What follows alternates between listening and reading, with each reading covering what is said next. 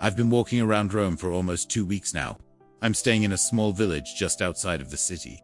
It's about a half-an-hour walk to get into the center. And every morning I get up, I have breakfast, I take the train into the city, spend the day checking out different parts of Rome, and then I come home and work on my laptop for a bit. And then I do it all over again.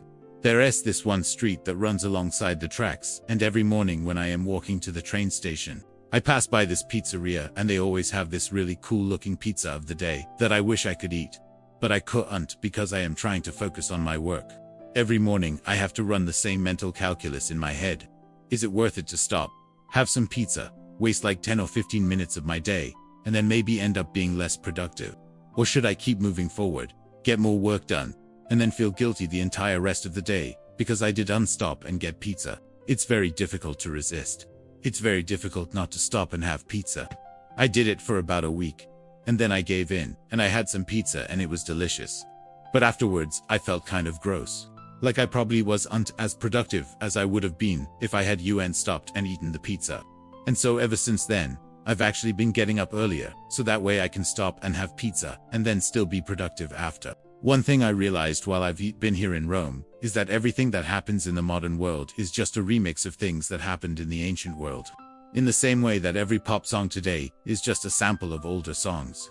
Everything that goes on in our lives, the situations we find ourselves in, the problems we face are often just variations on themes that were explored 2,000 years ago. Cicero was born in the year 106 BC, near the city of Arpinum. Today, it's a small town about an hour's train ride north of Rome. He grew up watching Rome transform itself from a small Italian city-state into a vast Mediterranean empire. When he was 21 years old, he went to Rome to try his hand at politics and make something of himself. He came from a poor family with no important connections, no influential friends. He had nothing but the clothes on his back and the hopes in his heart. In other words, Marcus Tullius Cicero was your basic young adult who just moved to a new city trying to get his life together and make something of himself. But unlike most young adults, Cicero would go on to become the most famous Roman of his generation. His reputation as an orator was so legendary that even today, 2,000 years later, we remember his name. A few weeks ago, I asked my subscribers what they wanted me to talk about on this channel, and one of the top requested topics was Cicero. Now, I'll be honest, I knew basically nothing about Cicero going into this series. But as I started reading about him, I got really excited, because as I read his biography, I realized that the story of his life is a remix of a story that we're all familiar with. The story of the ambitious young man who comes from nothing and makes something of himself, only to lose it all in the end. Now usually this story ends with someone winding up behind bars or dead, but Cicero's case is much more interesting than that. I hope by the end of this series you'll see where Cicero gets the title of greatest Roman of them all, and why. He was a lawyer, an orator, a philosopher, a statesman, and arguably the most talented Roman that ever lived. This is a story about power. This is a story about ambition. This is a story about Rome. This is chapter 1 of the greatest Roman you've never heard about, Marcus Tullius Cicero. Alright, take a deep breath with me. Let's get cozy. We're gonna travel back in time to ancient Rome. It's gonna be a great journey. But before we dive in, I just want to say thank you to all of my supporters for supporting this project. This is a labor of love, and it means a lot that you guys are supporting me in this endeavor. So thank you so much. I really appreciate it. And if you're not a supporter but you'd like to learn more, you can go check out the support page. You can help me produce these episodes, or you can support through other platforms. Links are down below. Also, if you enjoyed this episode, or if you enjoyed the series, please hit the like button. It helps others find the podcast. So thank you so much if you do that. It's nighttime here in Italy, and I am sitting in my apartment in the small village of My girlfriend and I just finished dinner. She made pasta from scratch, and it was delicious. And now she has gone to bed, and I'm sitting here working on my computer, finishing up the edits for this episode. As I edit, I want to just give a quick warning. This first episode is not your typical history episode. I'm still working on finding my voice for this series, and I think you'll get a better sense of what this series is going to be as we progress. But overall, I think this series will be educational and fun. And I hope you enjoy listening to it, as much as I enjoy making it. So without further ado, let's jump in. What I'm about to tell you might sound crazy, but it's true. I can transport you back in time. I can drop you off in the middle of ancient Rome, I can make you meet people from the past, and I can introduce you to the greatest Romans you've never heard of. You don't need a time machine to experience all of this. All you need to do is settle in, grab yourself a drink, get comfortable, and listen to the rest of this episode. What I'm about to tell you is a story from history. A story about a guy named Cicero, who was born in the late 2nd century BC and died in the 1st century BC. Now you might be asking yourself, who's Cicero? Well, Cicero is one of the most famous Romans of all time. He was a statesman, an orator, a philosopher. He's widely considered the greatest Roman orator who ever lived, and his speeches are still studied today in schools across the Western world. He lived during the last days of the Roman Republic, and he fought valiantly to defend it against the growing threat of tyranny. But in the end, the Republic fell, and he was executed by order of the first Roman Emperor, Augustus. In this series, I want to tell you about all the amazing things he accomplished in his lifetime. I want to show you how he rose from humble beginnings to become the most powerful Roman of his age. I want to share with you some of the brilliant speeches he gave, some of the trials he defended, and some of the enemies he made along the way. What I'm about to tell you might sound insane, but it's true. This is the story of the greatest Roman you've never heard about. This is Marcus Tullius Cicero. So there you have it, folks. That was the first episode of The Greatest Roman You've Never Heard of. I hope you enjoyed it. If you did, please leave a like. If you want to help support the show, you can go check out the support page. Links are down below. And if you want to learn more about ancient Rome, I highly recommend checking out the series on another platform. There's already over 100 episodes up there, covering all aspects of ancient Rome, from emperors to gladiators, women to war. You can find the series on another platform. Link is down below. And lastly, if you want to support the show or make suggestions for future episodes, you can contact me through social media. Thanks for listening, everybody. Until next time. Alright, welcome to the channel. It's me. This is book 1 in my Cicero series, where I am going to walk you through the entire life of Rome's greatest lawyer and politician by translating these amazing little books by Plutarch, called the Parallel Lives. In this book, he's going to take us through Cicero's life, month by month, year by year. So let's go ahead and get started with chapter 2, which talks about his roots as an orator, specifically in his hometown of Arpinum. Let's go. Cicero was born in the year 106 BCE. But there's some debate over exactly when. Most likely, it was sometime in January or February. We know this because he mentions in one letter that his birthday was in the depths of winter. Now, his birthplace, Arpinum, was not exactly Rome. It was a small provincial town, about 140 miles south, just north of Naples. The area around here was known as Campania, which would later be the site of the very famous city of Pompeii. But don't confuse it with Greece. No, this was not part of Greece. This was actually a Roman province called Campania Felix, or Happy Campania, and you can tell that this was a pretty nice place to live. In fact, it was kind of the Roman equivalent of the Hamptons. Wealthy Romans would come down here from the city to vacation in these fancy villas, and they were surrounded by gorgeous countryside. There were rolling hills, beautiful vineyards, and the sea was just a stone's throw away. So this region might have been called Happy Campania. But what was it like for someone who was born and raised there? Well, if you were an Italian native, then things were probably pretty sweet. You got access to all of the benefits of being a Roman citizen. You paid the same taxes as everyone else, and your voice was just as valuable in the assembly. But there was still a clear hierarchy among Romans. If you were from Italy proper, that is, if you were born and raised in Rome itself, or in one of the surrounding areas, like Latium, then you had a leg up on everyone else. You see, most of the really important stuff in Roman politics happened in Rome. All the important people lived there. And so, if you weren't from there, well, then it made it a lot harder to get your voice heard. So we say that if you were from Italy, you were a provincial, and if you were from Rome, you were an Italian. And even though there wasn't any official legal distinction between them, there was certainly a social one. This brings us back to Cicero. His family was from here. They had lived in Arpinum for generations. And since they were landowning equestrians, that meant that they had enough wealth to send their children to school in Rome. However, despite their wealth, they were not nobles. They didn't have any fancy titles. They weren't related to anyone important, and they weren't allowed to sacrifice to the gods in the public rituals. So make no mistake, they were rich, but they were definitely not aristocrats.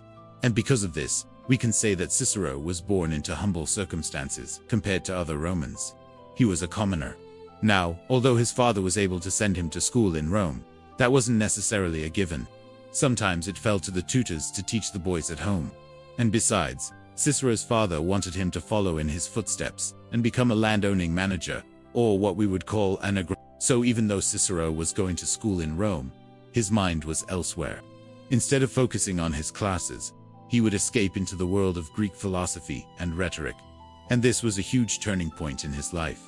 You see, the Greeks had developed this whole system of ideas and methods of persuasion that were completely new to the Romans, and Cicero found himself totally absorbed in these topics. Cicero's teacher, Q. Mucius, noticed this right away, so he set Cicero on a different path, one that would focus on training his skills in rhetoric. Now, don't get me wrong, rhetoric wasn't a bad subject to study by any means, but it wasn't exactly seen as the most respectable subject either. In fact, it was more of an art form, sort of like poetry or painting. So if you told your father that you wanted to be a rhetorician, I guarantee that he would have preferred that you pick something else. Unfortunately though, this was the path that Cicero found himself on. He studied hard under the best teachers, and he made sure to return to Arpinum every summer to practice what he learned on his friends and his family. But as the years went on, something changed. The longer that Cicero spent in Rome, the more that he realized that this was truly the place to be. In fact, he was so enamored with the city that he almost never left. When he returned to Arpinum, he must have felt a bit suffocated. And the longer that he stayed there, the more he realized that he needed to get back to Rome. It was simply the center of everything. The more he experienced the provinces, the more he saw how much better off he would be in the city. As he wrote to his friend Atticus, Rome was simply the place to be. He said, "There are 2 reasons, and 2 reasons only, why I should not long continue absent from you, my dear Atticus. The first being my anxiety about my own affairs, which I could wish to be in your hands, rather than those of others. The second is that I feel a sort of remorse in leaving Rome, which I cannot account for though I have now been absent for 3 years, yet I seem as it were to myself to have been all the while at home." This is hilarious because he's essentially saying, I want to come back to Rome so bad that I don't even miss you guys. But seriously, this shows how strongly he felt about Rome. He loved the city. He loved its energy. He loved its opportunities. And no matter what anyone else thought, he knew that this was where he needed to be. So after finishing his studies in Athens, Cicero returned home to Arpinum, ready to start his career. Now, he had originally planned to become a lawyer, but his father had other plans. He forced Cicero to go out and buy an estate. He set him up with a wife, and he basically expected him to just chill out and manage the property. And yeah, that's what Cicero did. He tried, but after only 2 years of married life, his father died. And this is when he decided to take his life in a new direction. He left his wife and his kids behind and headed back to Rome. But he wasn't rich by any means. In fact, he was practically broke. He had to borrow money from his friend Furius to pay for his journey. So when he arrived in Rome, he didn't know anyone. He didn't have any connections, and he was flat broke. But Cicero was young and ambitious, and he quickly set to work trying to build a name for himself in the legal profession. He took cases in the lower courts, and he did everything that he could to get experience. He also made a lot of friends during this time, including the famous Gaius Marius. This guy was an absolute legend. He was a brilliant general who had fought in the Jugatine War and the Roman Civil War. He was also a major player in the first Roman triumvirate, alongside Crassus and Pompey. So this is the backdrop for our story. We have a young, ambitious Cicero who has just returned to Rome. He's poor. He doesn't know anyone. But he's got 2 things working in his favor. He's extremely smart and he's got a silver tongue. Now, the big question is, will that be enough for him to succeed in the cutthroat world of Roman law? Find out next time on this channel. Okay, so that's all I have for you today. But before I go, I do have a quick announcement.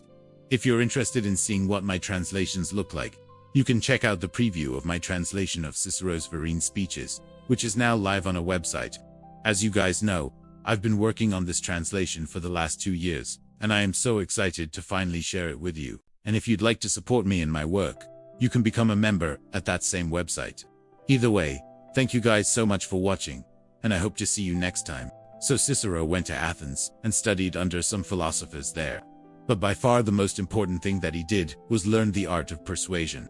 And it's not just persuasion, specifically rhetoric, which is the art of persuasion through argumentation, through logic, through storytelling. So let's talk about Chapter 3, Learning the Art of Persuasion. If you're new here, this is a channel devoted to the great works of literature. Every week we bring you a new episode breaking down a classic book or famous story. If you love books, then make sure to subscribe so you never miss an episode.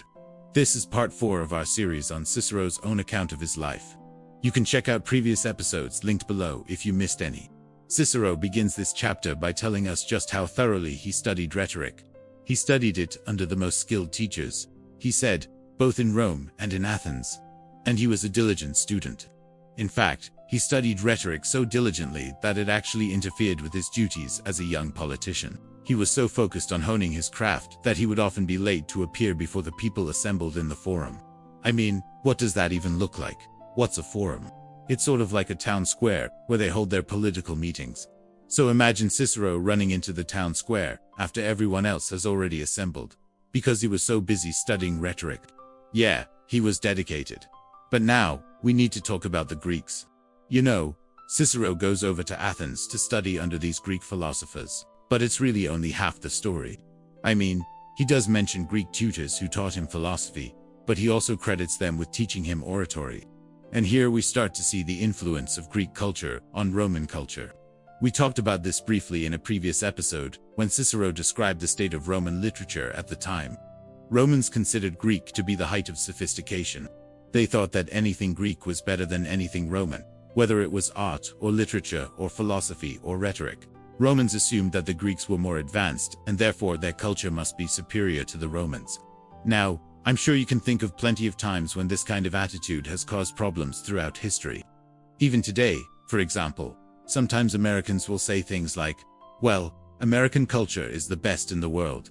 And then we assume that other cultures are somehow inferior to ours. Because if they did things differently, then they must not be as good as us. But anyway, I digress. The point here is that Romans revered the Greeks, and so they sent their children to Greece to study under the best Greek tutors, and this was very expensive. We're talking about serious money here. It cost Cicero's father so much to send Cicero and his brother to Athens that he actually had to put off his retirement, because he needed the income from farming to pay for his sons' educations. I mean, you could probably teach rhetoric to your kids yourself. You might say, well, maybe you can. But remember, this is ancient Greece, and Athens is widely considered to be the birthplace of philosophy and rhetoric. This is where it all happens. And so, yes, it may have been expensive, but it was worth it. Cicero goes over and studies under some of the top Greek philosophers and orators of the day, and he learns a lot. And then he decides that he wants to go to Asia Minor and study there too, because Asia Minor is also a center of Greek culture. So he travels around the Eastern Mediterranean, going to places like Asia Minor, and he studies rhetoric for 2 years there as well. I mean, he spent 6 years studying rhetoric in Greece and Asia Minor, so it's clear that he really wanted to master this skill. And again, it really shows his dedication to learning. Like this is something that he really wants to excel at. And his hard work pays off. He comes home to Rome, and he is now a fully trained rhetorician. He is one of the best orators that Rome has ever seen. And you know what? He didn't even have to wait long to show off his skills in the courts. One of his earliest cases was defending a young man named Sextus Roscius, and this case was significant for 2 reasons. First of all, it made Cicero famous. This was the case that launched his career. And secondly, this was a case where Cicero defended a slave. And it was significant because normally the court wasn't very sympathetic to slaves. I mean, technically speaking, slaves didn't have any rights. They couldn't testify in court. They couldn't defend themselves in court. Their masters did that for them. And so normally these trials about slaves were really just about the master and what the master wanted. Like the master would accuse the slave of doing something wrong, but it was really just an excuse to mistreat that slave, right? But Cicero defends this slave named Sextus Roscius, and he wins. And it's a big deal. And you know, you might be asking, well, why do I care about a Roman slave? These people don't have rights. Why should I care? Well, I'll tell you why you should care. Because there is a difference between a society that mistreats its weakest members and a society that does UNT. There is a difference between a justice system that protects the innocent and a justice system that allows the powerful to oppress the weak. A slave in ancient Rome or Greece or wherever.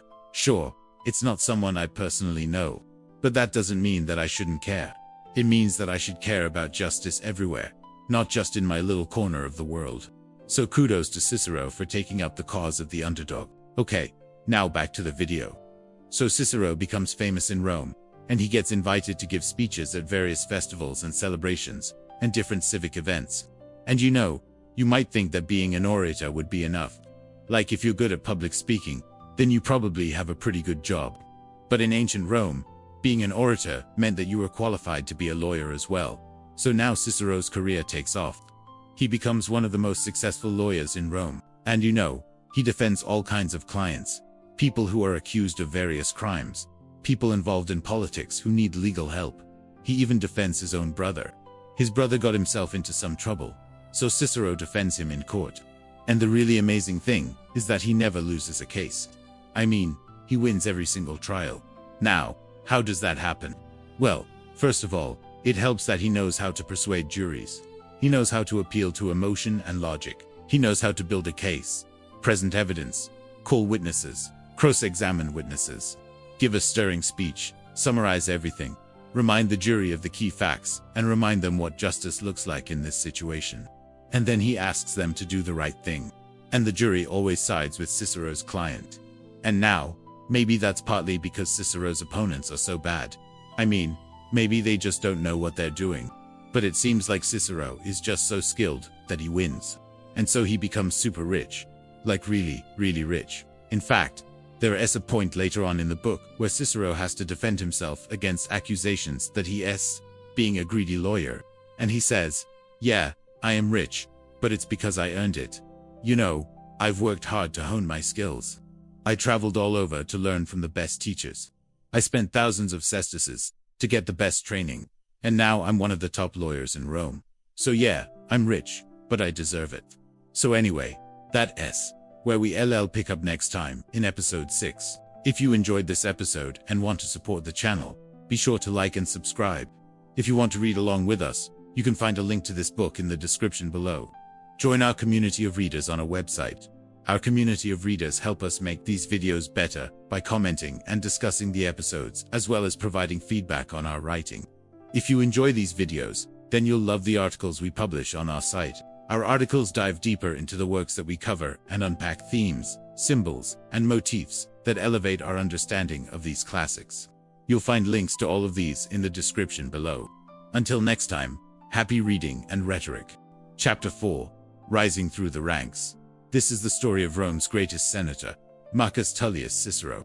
Last time we talked about how he was born in Arpinum, a small town north of Rome, and how his father sent him to the capital to study law, hoping that one day, he might use it to help out their family and their friends. But Marcus had far bigger ambitions. He wanted to be a politician.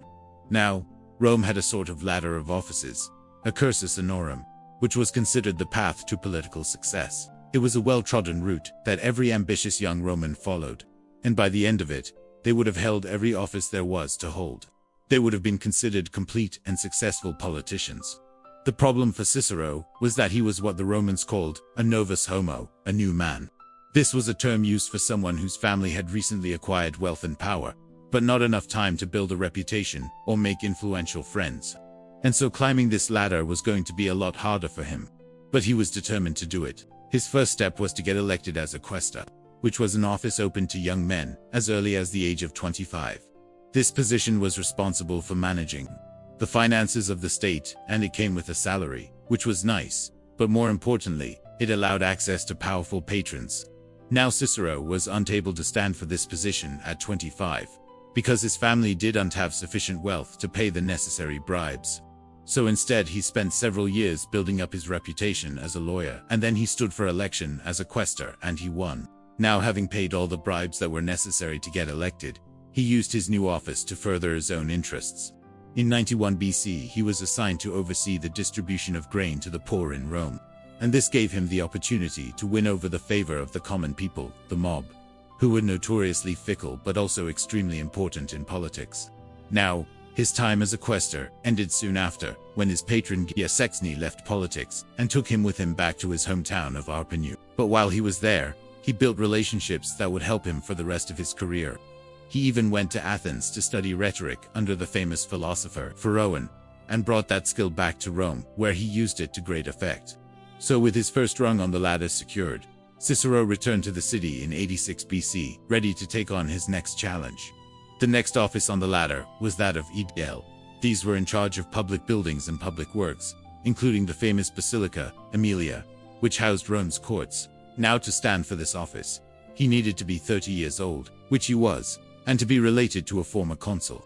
Now he could manage without this connection, but it would make things a lot easier. So he decided to use the influence of his friend Fannius, who was related to two consuls, one of whom was Marcus Junius Brutus, the great-great-grandfather of that Marcus Junius Brutus, if you know what I mean. But never mind him. Anyway, with his credentials in order, Cicero stood for election as an aedile, and guess what? He won. He used the office to build up his reputation. Among other things, he organized a series of gladiatorial games and wild animal hunts, which impressed the Roman populace and made him very popular. He was also appointed to various building projects around the city, which again helped build his name. However, he was not without enemies, particularly among his fellow aediles. They accused him of spending too much money on these games and of cheating them out of potential bribes. But Cicero managed to navigate these choppy waters and emerged from his year in office with his head held high. This was essential because his next step was to become praetor, and this was by far the most difficult office to get into, partly because of the intense competition, but mostly because of the huge amount of money it cost. The reason for this was because the praetors were responsible for administering justice in the courts, and this meant that they had a lot of power, including the power to appoint judges, to award contracts, and to assign lucrative building projects. And so everyone wanted to be a praetor, which made it very hard for someone like Cicero to break in. But he was able to get the support of a powerful senator named Lucius Licinius Crassus, who was happy to put forward Cicero as part of a plan to improve his own reputation.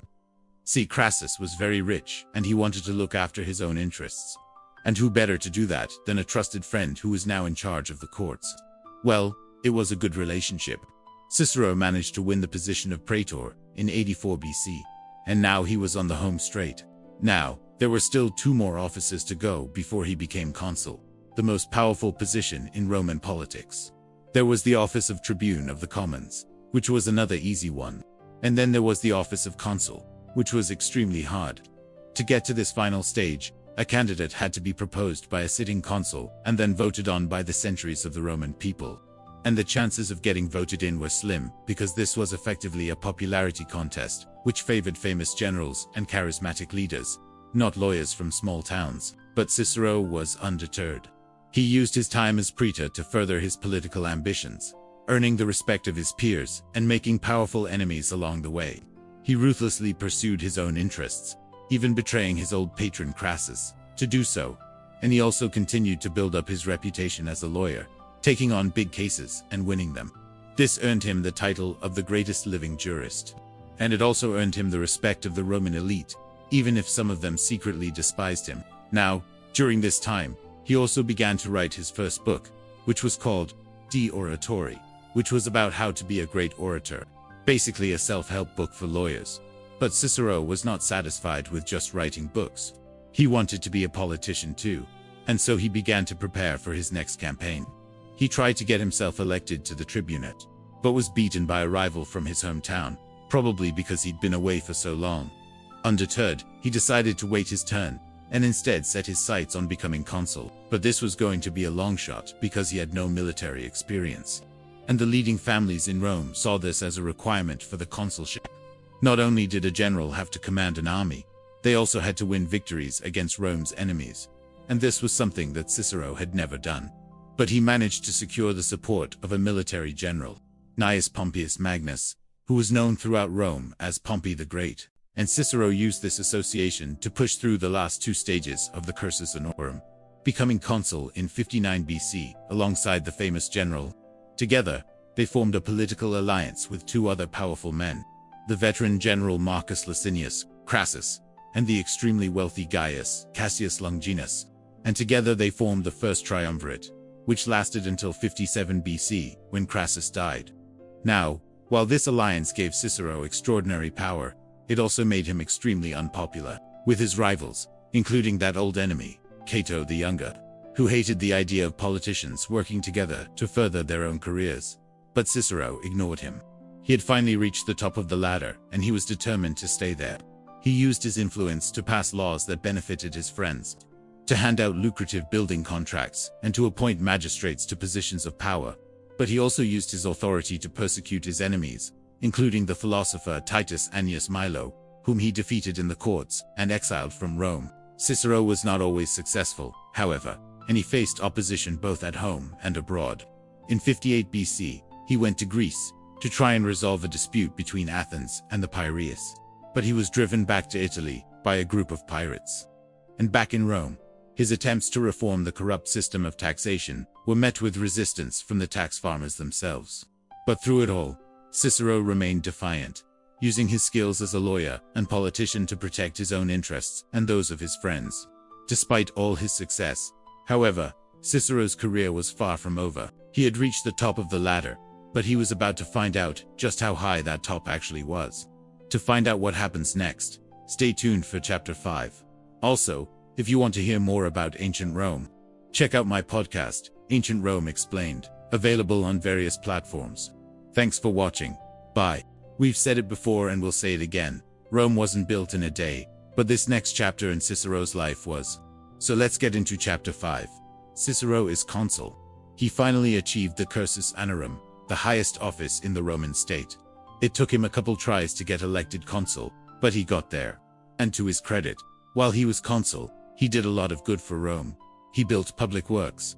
He established colonies. He established a grain dole. But these things take time to put into effect. And in the meantime, he had a little problem on his hands. A certain Lucius Sergius Catiline was threatening to destroy the Roman state. Let's go back a few months. Catiline was born into an old and somewhat respected family. He was handsome, athletic, charming. In short, he was a ladies' man. He was also ambitious, power-hungry, ruthless, and completely immoral. At one point early in his career, he murdered a man during a chariot race because he annoyed him. Another time he unleashed poisonous snakes into the audience at the gladiator games, and then bet on which side of the stands they would end up causing the most havoc. You could say that Catiline was just a product of his environment. Rome was changing from a republic into an empire. It was becoming more and more of a place where power and money were everything. But Catiline represented something new. He was a self-made man who gained his wealth and influence, not through any sort of traditional means, but rather by violence and extortion. Catiline had actually been elected consul in 65.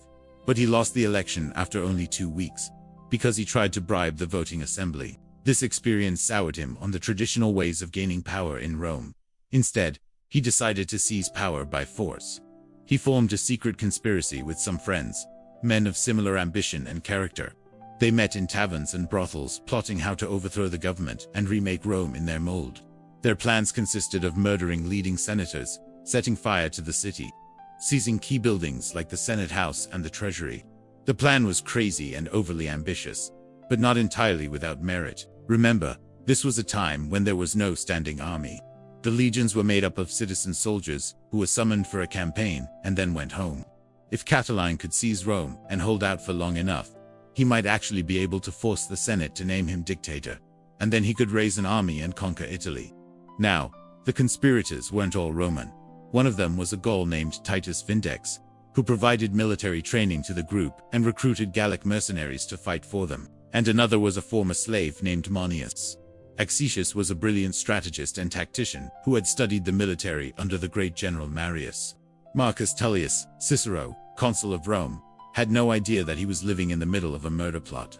Then in late 63, Cicero's informer network alerted him that something was up. Catiline had gone to Etruria and raised an army of about 9,000 mercenaries. Then he marched on Rome. Cicero knew that he had to act fast. When Catiline arrived at the gates of Rome, Cicero was ready for him. He divided the city into districts and posted armed guards outside every house of a senator. Then he marched out to meet the Catiline army and defeated them. Catiline fled and raised another army in northern Italy. This time, though Cicero was prepared, he marched out to meet Catiline again, this time defeating and killing him in battle. The crisis was over.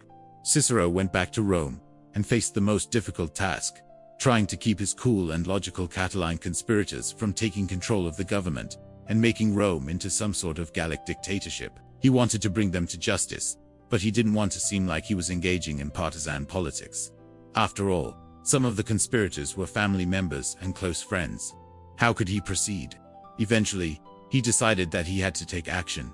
But he needed a way to discredit the conspirators, so he could get the Senate to vote to exile them. So Cicero wrote 3 speeches. The first was Pro Archia Poeta, or in defense of the poet Archias. It was a light comedy in which Cicero defended a friend, a poet, Archias, who was accused of a minor crime. But really, the speech was aimed at another friend of Cicero, who was part of the Catiline conspiracy, Quintus Cicellus Metellus Celer. Cicero used the opportunity to accuse Metellus of supporting Catiline and undermine his reputation. Next, he wrote Pro Milone, or in defense of Milo. Milo was a former tribune of the plebs, who had saved Cicero's life years before, and was now being prosecuted for a crime he may or may not have committed. Cicero used the speech to attack Publius Cornelius Dolabella, who was married to his daughter Tullia and was secretly involved with Catiline. And then came the big one. In Catiline or against Catiline, Cicero delivered this speech in the Senate and outlined the full scope of the Catiline conspiracy, accusing various senators of treason and urging them to vote for the exile of the conspirators. The speech was so effective that everyone rose to support Cicero's motion, except for one man, the consul's own brother, Quintus Cicero. Even he admitted that he had been wrong. Cicero's final speech, the Fourth Catilinian, delivered a few days later, was basically a victory speech. Cicero outlined all the terrible things that Catiline and his cohorts had planned, and how Cicero had uncovered the whole scheme and saved the Roman state. In the speech, Cicero bragged that he had single-handedly stopped the biggest threat to the Republic since the overthrow of the kings. But even here, he was careful not to gloat too much. He still had to convince the Senate to actually exile the conspirators, which meant that he had to remind them of what a good and patriotic family the Catiline family was, and how sad it was that such a distinguished line would end with Catiline.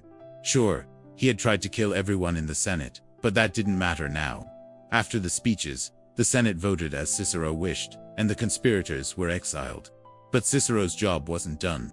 Catiline's body still lay on the battlefield, and there was no telling what his followers were up to. So Cicero stayed in power and kept control of the state for another year. That's why he was called Pater Patriae, father of the fatherland. He had saved the Republic, or so he thought. But in truth, he had merely bought the Republic some time. And if you don't believe us, then ask Caesar, Pompey, Crassus, or Octavian, the men who eventually did destroy the Republic and make Rome into an empire. So yeah, as Cicero proudly proclaimed himself father of his country, he should have maybe prepared himself for the nickname Cicero the Elder Statesman. Because once the Catiline crisis was over, Cicero's political career took a very familiar turn. Now firmly in control of the government, Cicero spent his year as consul and his following years in the Senate building monuments, establishing colonies, funding public works, and most importantly, amassing an impressive war chest. Because when you're in charge of the government, you can use your office to make yourself richer. In fact, there were rumors that Cicero pocketed as much as 700 million sesterces during his political career, roughly $25 billion in today's money. Not bad for a professional politician. He also made plenty of enemies along the way, and he would need them in the coming years. So stick around for Chapter 6, Cicero versus Antony, when our hero finds himself fighting for his life against the most powerful man in the Roman world. Meanwhile, if you want to learn more about the history behind the series, including the rise of Caesar, the fall of the Republic, and the rise of Cicero's nemesis, Antony, then check out our special bonus podcast, The Fall of the Republic. Each week, we break down the fall of the Roman Republic in greater depth, giving you the full picture of the events that shaped the ancient world. The bonus podcast is free with a subscription to our platform. Speaking of which, thank you to all of our supporters. Our platform keeps growing, thanks to you. We have over 100,000 subscribers, and we're well on our way to 200,000. With your help, we'll keep making the series better and better. So please subscribe and give us your feedback. As always, if you enjoyed this episode, be sure to hit the thumbs up button below to let us know. Thanks for watching. Goodbye. Republican Rome. 60 BC. The year is 60 BC. This is Rome. All roads lead here. This city is at the center of a huge empire, stretching from Spain to Greece to North Africa, and Rome is changing. It's becoming more like a city in Greece, more like Athens or Corinth, with lots of talk about politics and public life. Men gather in groups and debate. They form clubs based on shared interests. They travel around the Mediterranean to see other people do the same. But change always brings some problems. The forum is alive with discussion. A man from the old school stands, waving his finger at a young upstart. "Who are you?" a man shouts back. "I'm new money." "What are you?" The man shakes his head. "You were born in a province. You don't even speak Latin properly." "So what?" Another voice calls out. "I've got more money than your whole family." "It's true." "Where did it all come from?" "A military colony. Farming. Business." "You don't know?" "Well, maybe not. But there's one thing I do know. Rome has never had a richer man than me. And that's why he's got the best seat in the house." Cicero, Marcus Tullius Cicero, a Roman senator, is watching this scene with amusement. In fact, he's seeing it through the eyes of an Athenian. That's how his mind works. He thinks of himself as an Athenian statesman, living in a Roman body. He looks forward to a day when Rome will have assemblies like the Athenians. He sits down to write letters to his friend Atticus about these exciting changes in the city. He describes the forum as a place where anyone can speak their mind. He writes, "Athens is the only place for a man who wants to enjoy freedom of speech." But wait, what about Rome? He knows he's living in the greatest city in the world. The cities in Greece are nothing compared to Rome. Athens doesn't have roads like Rome, and they don't even have sewers. And what about the power of Rome? There's no comparison. Athens could never compare with Rome. Athens is a place for ideas, but Rome is a place for action. And yet Cicero cannot help but notice that Romans aren't really making use of this great space. He sees the same small group of men dominating Roman politics over and over. How can this be a free city if it's run by the same people forever? What Cicero wants is for Rome to become a place where talented people can emerge from every class, just like in Athens. Rome is so much bigger than any city in Greece. It needs twice as many good leaders, 3 times as many. But right now, Rome isn't producing any good leaders. In fact, the city has produced a bad leader, and his name is Julius Caesar. Now, Cicero likes Caesar personally. He was on Caesar's side when the dictator Sulla came to power and took control of Rome, kicking out all the elected officials and killing lots of people on his way to making himself dictator. Cicero helped Caesar get elected consul. That made them friends. But now Cicero is starting to regret supporting Caesar. Caesar is crossing the Rubicon and bringing his army into Italy. He's breaking the law, but he's also stirring something up in the hearts of Romans. People are joining Caesar because they want to join the action, because they're tired of listening to the endless talking in the Senate. And Cicero is worried that once Caesar takes power, there won't be any more talking. He doesn't want to live in a dictatorship like Athens did before it became a democracy. He goes to visit his friend, Gaius Cassius Longinus, a general who fought with Caesar in Gaul and whose wife is Cicero's niece. Cicero hopes to persuade Cassius to support Pompey, who wants to make war on Caesar. Cicero tells Cassius, "You alone, Cassius, can prevent civil war, because Caesar is following you. If you join Pompey's side, he will follow you." Cassius understands what Cicero means. He wants to join Pompey, but Caesar is powerful, and he's already winning. And if he leaves Caesar, he might get killed. Besides, he doesn't want to be an ordinary senator again. He wants to keep doing cool stuff, fighting battles and leading armies. And he could never have done that if he had stayed with Pompey. Cicero returns home, angry at himself for not being able to save Rome. He feels like an Athenian statesman in Republican Rome. He doesn't belong. He can't make anything happen. Instead of going to the forum and trying to reason with people like he wanted to do for so long, Cicero does something completely different. He withdraws to his country house and he writes. In his own mind, Cicero is an Athenian philosopher. Athens is the place where philosophy first developed. And when he thinks of himself as a philosopher, he stops thinking of himself as a politician. Being a philosopher means that he can't take sides in conflicts. It means he can sit outside the fray and look at the bigger picture. Being a philosopher means that he can write instead of fight. When he's back in Rome, Cicero writes letters to his friend Brutus about how philosophical he is. He writes, "I consider myself a philosopher rather than a politician." But his most famous work comes out of this period, a collection of speeches called In Capellanum. He's writing these speeches for the people of Rome. He wants them to remember that Rome is a great city. He wants to remind them of the achievements of the early republic. He talks about how Rome used to be run by good men, and reminds the Romans that there are still good men alive today. These speeches are like lectures from an Athenian teacher. He preaches morality and virtue to his students. Cicero argues that it's in everyone's interest for Rome to be a good city. When he says good, he doesn't mean a city with nice statues and aqueducts and public baths. He means a city with strong morals, a city where people care about duty and the common good. He wants Romans to do their duty as citizens. He wants them to listen to the speeches of their elders and to try to be better. He writes, "If you wish to enjoy the present, you must prepare for it by your past conduct. Make no mistake about it. What you do today is the result of what you did yesterday. And it's very possible that what you do today will be the result of what you do tomorrow. But is it too late for Rome?" Cicero is afraid that it might be. He sees the violence all around him. He sees the crowds of people cheering for Caesar. He hears the news of his friend Cassius losing a battle against Caesar's general Mark Antony. He worries that the Roman mob wants nothing more than bread and circuses.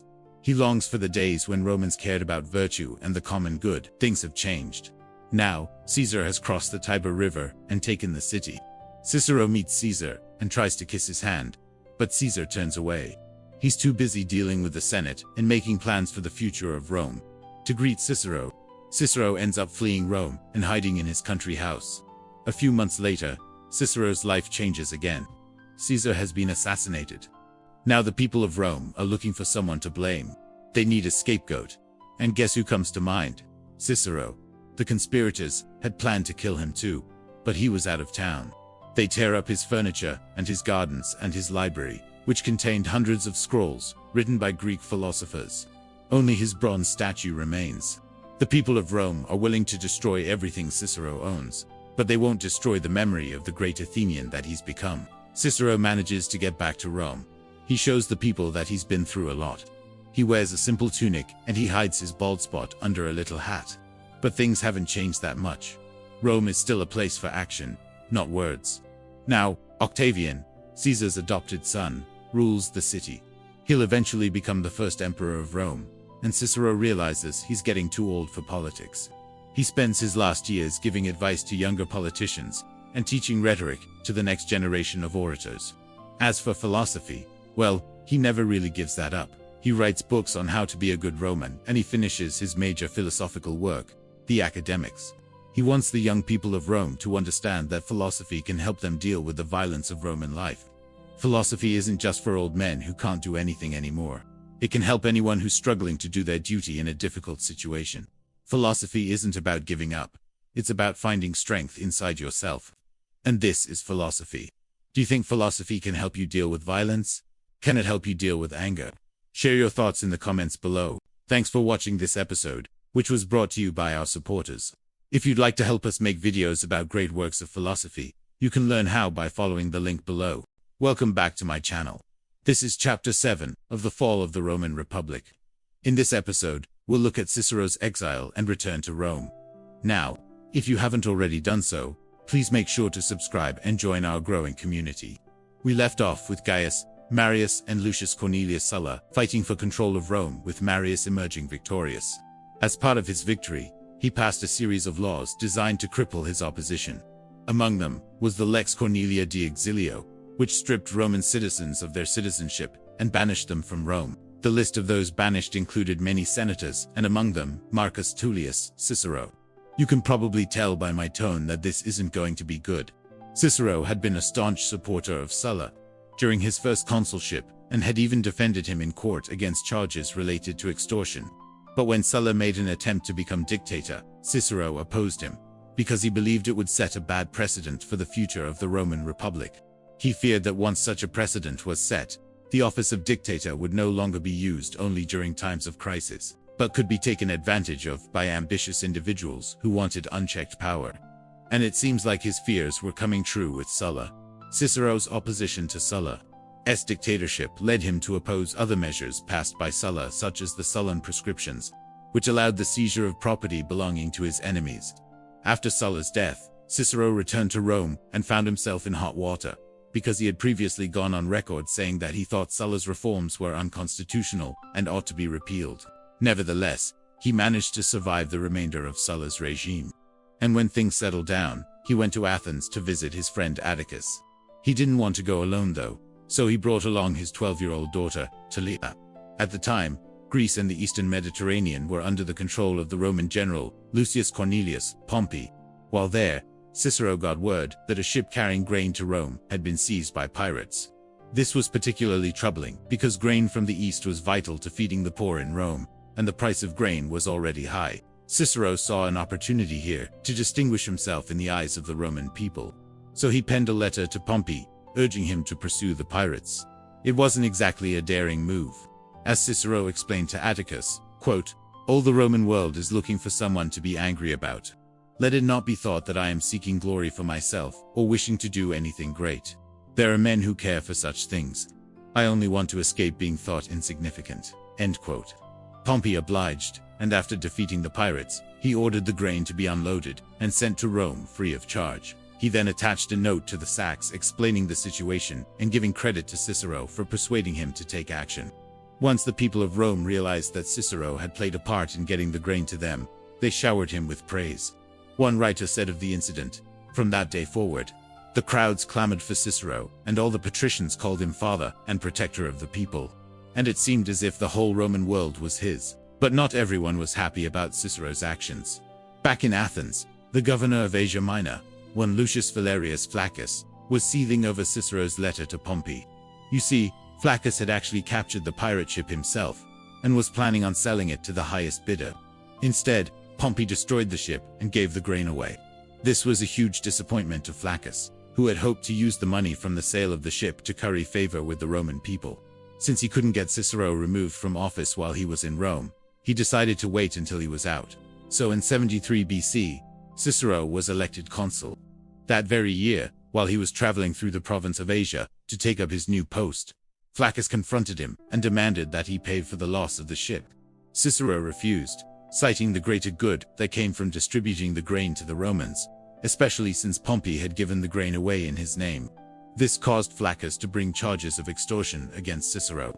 Unfortunately for Cicero, Flaccus was friends with Gaius, whom we met in the last episode. Cassius was a member of the Marian faction, which had a lot of pull in the courts in Rome. While Cicero was able to defeat Cassius in court, he lost the larger battle. The result was that he was declared guilty of extortion and stripped of his protection. The Lex Cornelia de Exilio. Again, this was part of the laws passed by Marius to weaken Sulla's power base. Those protected by the law were exempt from prosecution, which made it difficult to punish members of Sulla's party.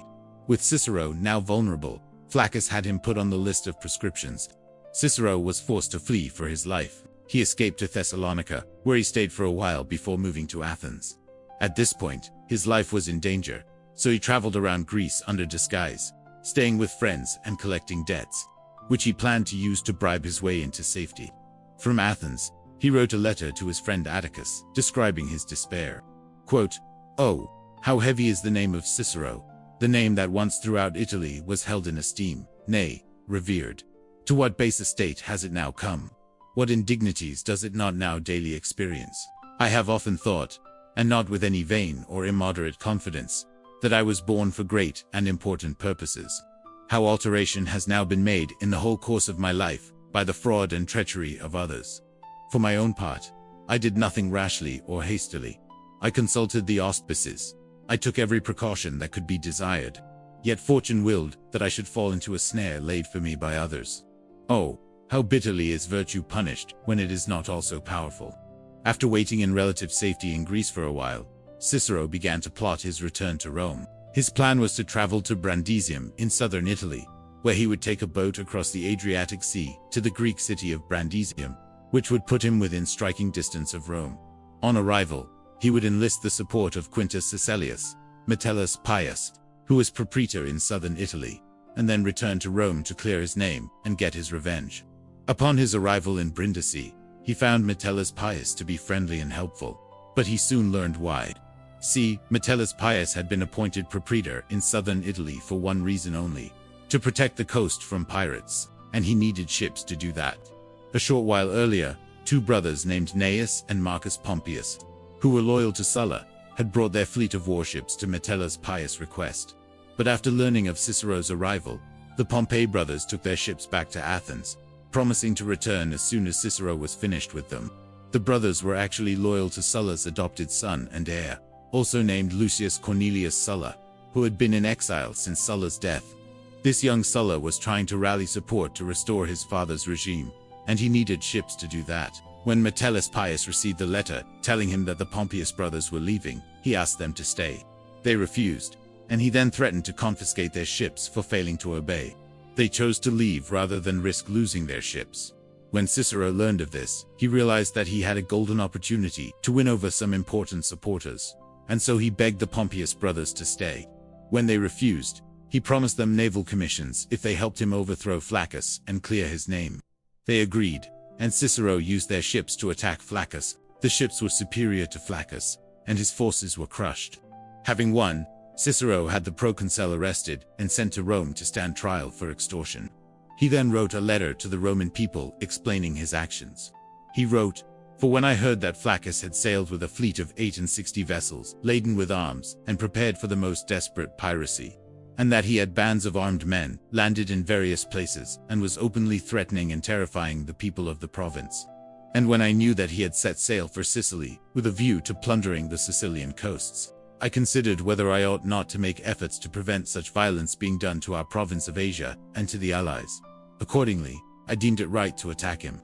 I say nothing of what followed afterwards, how I overtook and defeated him in battle, nor of the capture of the booty, nor of the distribution of the arms to those who had suffered losses." Cicero's popularity had been steadily growing since his return to Rome, and the people cheered his every move. When he reached the Forum, he expected to be attacked, but the opposite happened. People ran to meet him and escorted him to the Temple of Bellona, where the Senate was meeting.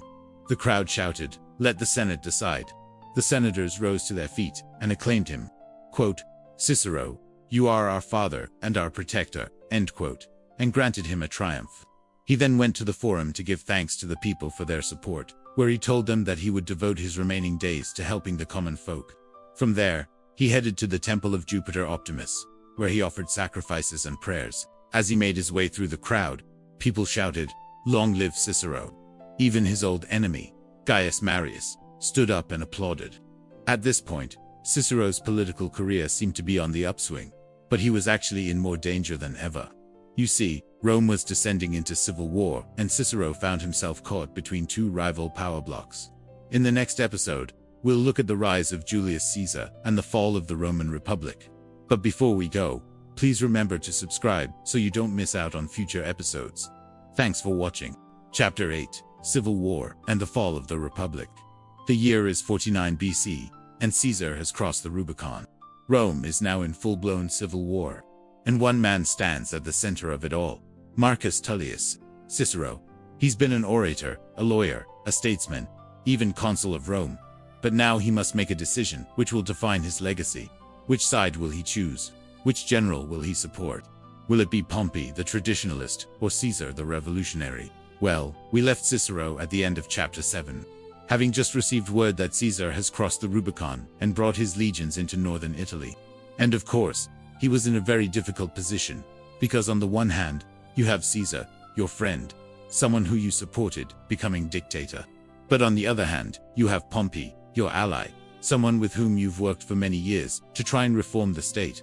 And so, of course, Cicero makes a decision, and he decides to join Pompey. He starts off by speaking in the Senate and denouncing Caesar, calling him a tyrant, comparing him to Hannibal, and basically saying that all good Romans should join Pompey in order to fight against Caesar. And while this speech does not win over the entire Senate, it does win them over enough to allow Pompey to raise an army in support of the traditional Roman institutions. And so the two men set out from the south, and they meet up in Greece, where they're going to spend 3 years fighting against Caesar and his allies. But it's not quite what either of them expected. When they meet up, Pompey is much more afraid of losing his power than he is actually trying to defend Rome, and he's constantly pressuring Cicero to get him money. He wants Cicero to use his influence back in Rome to raise funds to pay for the war effort.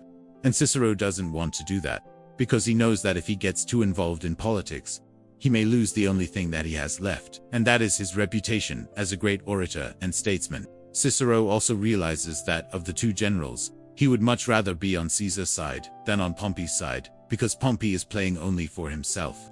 He's worried about how to keep his power and how to build his own political future. Whereas Caesar, on the other hand, seems to be willing to fight for ideals, for the defense of the Roman people, and perhaps even to defend the Republic itself. Of course, Caesar's ambitions may lie in destroying the Republic, but at least for now, that's not obvious. And so Cicero slowly begins to regret his decision. We can see that in his letters. He writes to his friend Atticus, and he says, quote, "I feel as if I've made a mistake. I'm ashamed to admit it, but it's true." And then he adds, "I could have made more money under Caesar, but I chose to take the side of virtue." Now, at first, this might sound like Cicero is just being a good guy, sticking with his principles. You know, the classic noble Roman who fights for what's right. But in reality, this is Cicero showing us how fundamentally self-interested he really is. Because if he had stayed with Caesar, yes, he probably would have made more money. But there's another reason why he would have been better off siding with Caesar, and that is because Caesar wins. So when Caesar comes into Greece, Pompey flees, leaving Cicero behind to fend for himself. He sends word to Caesar that he's willing to lay down his arms, but that he will not surrender his dignity. That sounds pretty noble, except that Cicero is literally begging Caesar for mercy, and he admits that in his letters.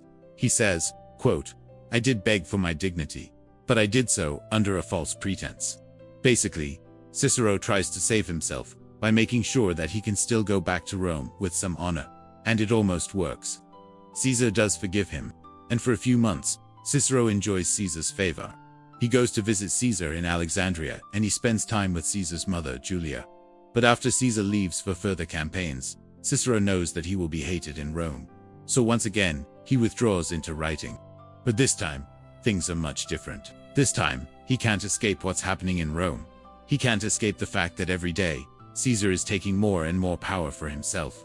And as Caesar becomes dictator, appointing himself to offices, getting himself elected to more and more consulships, holding triumphs, receiving the spoils of war, Cicero realizes that the Republic is indeed dying.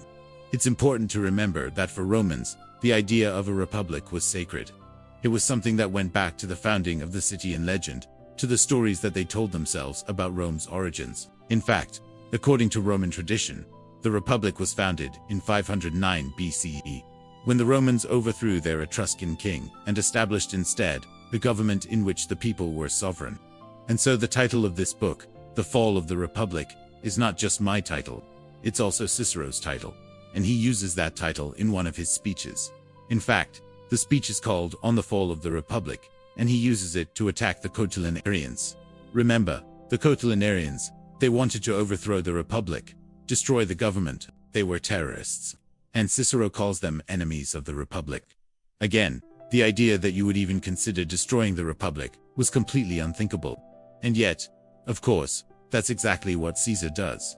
And so Cicero spends the last 3 years of Caesar's life writing these philosophical works, writing these treatises about the Republic, lamenting the fact that the Republic is dying, that it's being destroyed by no one other than Caesar himself. And the most famous of these works is called On the Republic, in which he has a series of characters debate the ideal form of government, discussing everything from democracy to aristocracy to monarchy. And each of those characters represents an ideal type of ruler, but none of them represents Caesar.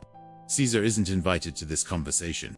In fact, we can imagine Cicero as one of the characters in the discussion, saying things like, "Of course, the best form of government is a wise and balanced aristocracy," or maybe even saying, "Rule by one is best, provided that one is wise and virtuous." But even as Cicero writes these works, even as he retreats into philosophy, even as he hides away in his villa at Arpinum, he still cares about Rome. He still cares about his legacy. And so he continues to write letters to his friend Atticus, giving his advice on how to govern Rome, telling him what needs to be done in order to fix the state. And Cicero even writes a letter to Caesar directly, begging him to come to Rome and help clean up the corruption that's infested the city. And in that letter, Cicero says something truly remarkable. He says, quote, "I believe that all the disasters that have befallen our state have resulted from this one thing, the loss of virtue. For my part, I am ready to endure any hardships and take any risks. Only let me be allowed to devote myself to the task of restoring the authority of the people, the power of the Senate, and the old and revered constitution of our ancestors." That sounds great. It sounds like Cicero has finally come to his senses, like he finally understands that Caesar is not the enemy, that the corrupt Roman elites are the real enemy, that the senators who only care about power and wealth and privilege, that they are the ones to blame for Rome's problems. But you know what? That's not what he means. He doesn't actually mean that he wants to restore the power of the people. He doesn't mean that he wants to redistribute wealth to the poor. He doesn't mean that he wants to reform the system so that it's more fair and equitable.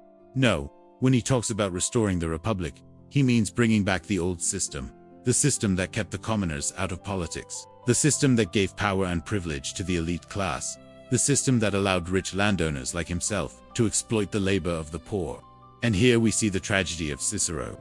He spent his entire career fighting for the rights of the oppressed, defending the poor, protecting the weak, trying to bring justice to Rome. But in the end, he does nothing. He does nothing to stop Caesar from seizing power.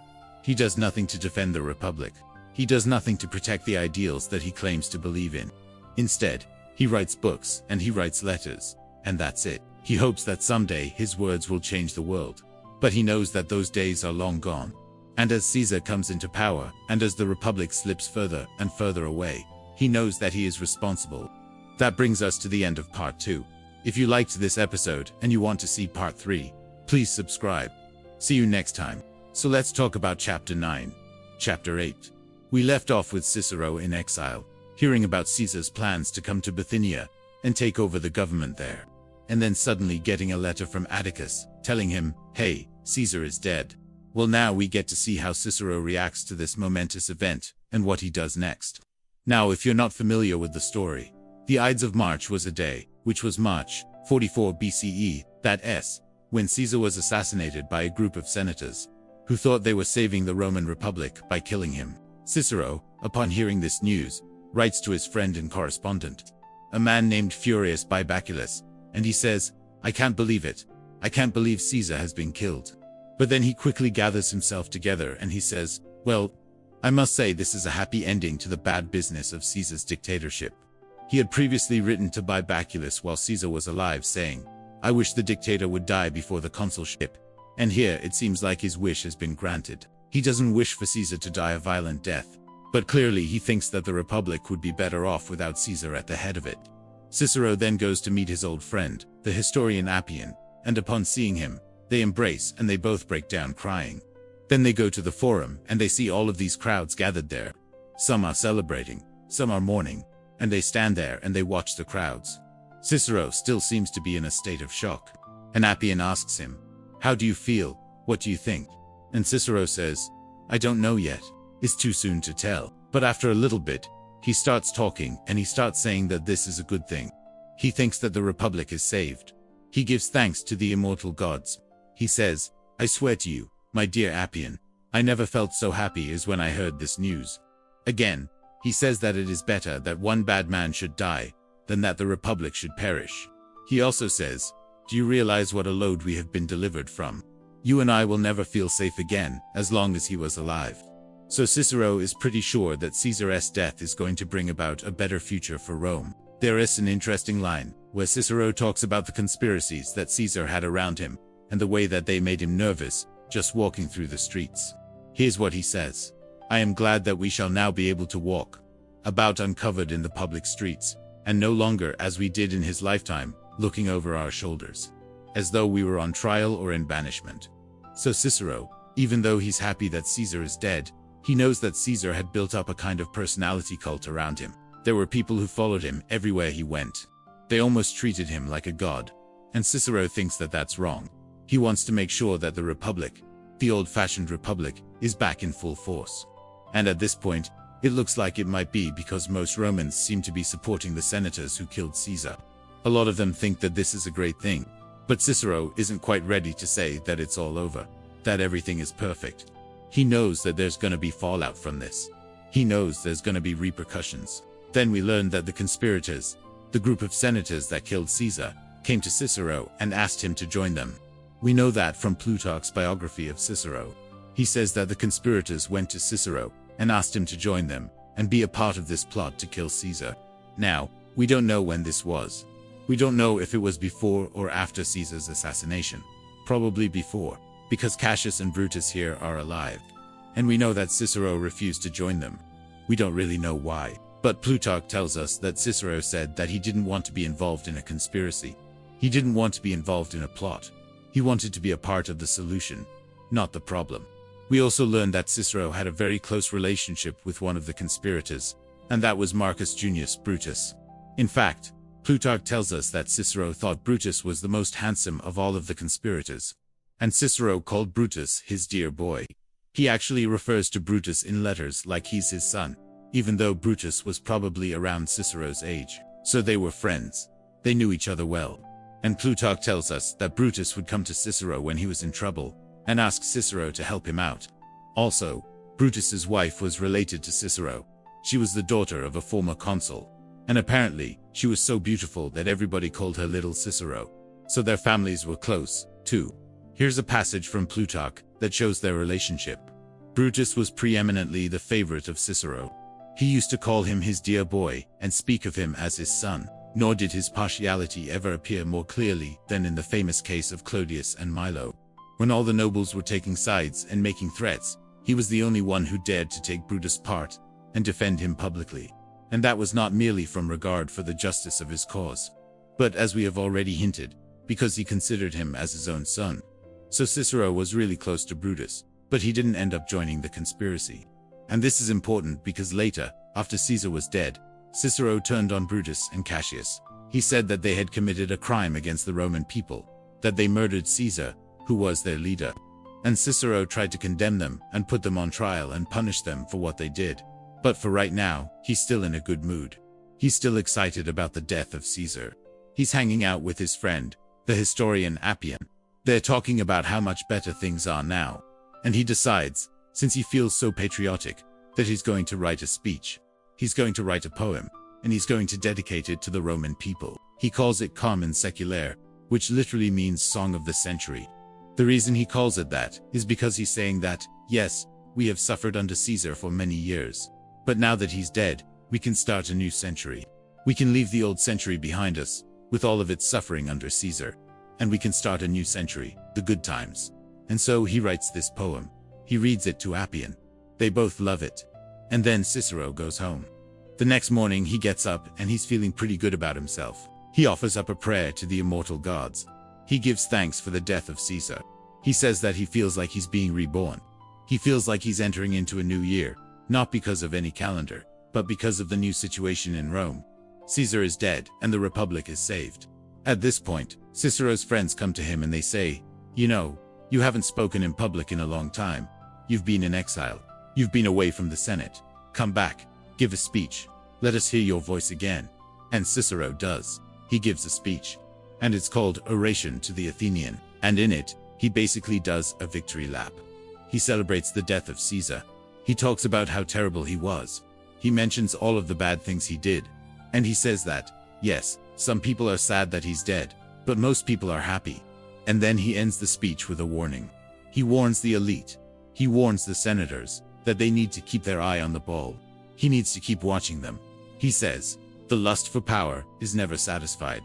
The crimes of Caesar were not committed all at once. They grew gradually until they reached their climax. You cannot kill me because Caesar was ambitious, nor will you cut off the sources of tyranny simply by killing Caesar. So even though he's happy that Caesar is dead, he knows that Caesarism won't end with the death of Caesar. The speech goes over pretty well, but the next day he gives an even better speech. He calls it Philippics. And in it, he turns on Mark Antony. He starts accusing Mark Antony of being a traitor.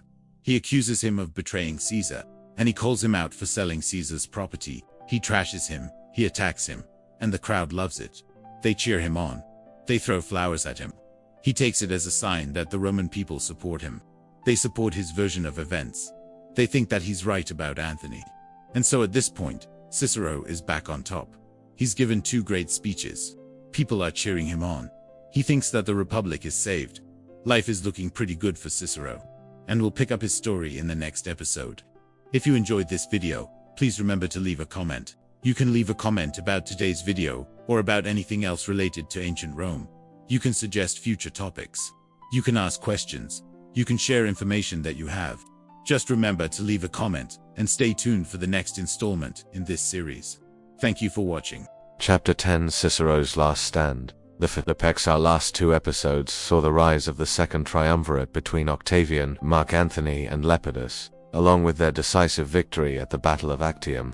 And one of the most significant casualties of that battle was Cicero, who had spent his last years in exile trying to rally Rome against the so-called tyranny of the first triumvirate. only to see it fail and die with him in the process. So today we're going to look at how he took on Antony, how he died politically speaking, and we'll do it all with a little help from Robin Williams. Welcome to the end of Republic. Cicero had been a staunch opponent of the first triumvirate since its inception, but until now, his attacks had focused primarily on Pompey and Caesar, not on Antony. In fact, Cicero had initially welcomed Antony into the inner circle of power, and there's a reason for that. You see, when Caesar was assassinated, the Roman Senate was very much opposed to any attempts by his adopted son Octavian to seize power for himself. So Antony, who was married to Caesar's sister and held considerable military power in the East, was seen as a potential ally against Octavian. Furthermore, unlike the immensely popular Pompey who had just defeated a coalition of Gallic tribes, Antony lacked prestige outside Italy. If Cicero could guide him towards consulship and help him win some influential allies, then perhaps they could rule Rome together. But while Cicero had some success in this regard, it didn't take long for him to discover that Antony was no different from Caesar: reckless, impulsive, and with an unhealthy interest in foreign women. He was also far less competent militarily than Caesar, and after being defeated by the Parthians in 32 BC, he returned to Rome without his legions and in desperate need of cash. Now, though he'd tried to help Antony, Cicero was never a supporter of the Second Triumvirate, seeing Lepidus as nothing more than a tool of the other two. Nonetheless, Antony's return had bolstered his own power base and given him the excuse he needed to start attacking Octavian directly. The vehicle for these attacks would be the Philippics, a series of speeches ostensibly directed at the Roman Senate but really meant for the whole city of Rome. The title Philippics comes from the name of the king of Macedon, Philip, whom the great Athenian statesman Demosthenes had attacked in a similar series of speeches 150 years earlier, and just like Demosthenes, Cicero's main goal was to rouse the citizens of Rome to action. This, he hoped, would lead them to depose the tyrants who ruled Rome and restore the Republic. In these speeches, which were delivered between 44 and 43 BC, Cicero repeatedly compared Antony to Philip and Octavian to Athens, painting Antony as a foreign invader who had enslaved Rome and deprived them of their liberties. Now, if you've watched our show before, you know we're big fans of historical accuracy, or at least we try to be. So let me clarify what Cicero really meant here, because Athens had been conquered by Philip's son, Alexander, not by Philip himself. But in point of fact, it wasn't even that important. The comparison stuck and the Romans ate it up. Cicero also used another rhetorical device called hyperphora, which involved asking a question and then answering it immediately afterwards. And he used this technique to answer the question, how could things have gotten so bad? The answer, of course, was the rise of powerful individuals who sought personal glory over the common good. Men like Marius and Sulla, who had almost destroyed Rome itself. But above all, the names that Cicero kept coming back to were those of Caesar and Antony. And especially Antony, who he claimed had plunged Rome into civil war and was now ruling it like a king.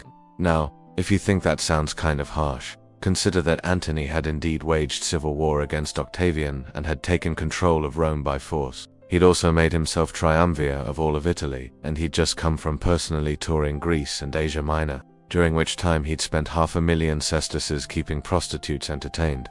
Additionally, in 43 BC, the same year that Cicero gave his Philippics, Antony and Cleopatra had a kid. And although we don't hear about it much, because Herod did a number on that story, Cleopatra's involvement in Roman politics was actually quite significant, including having a hand in the death of Julius Caesar. And so when Cicero declared that Caesar had given Antony the kingdom of Egypt, thereby making him a foreigner, he wasn't entirely wrong.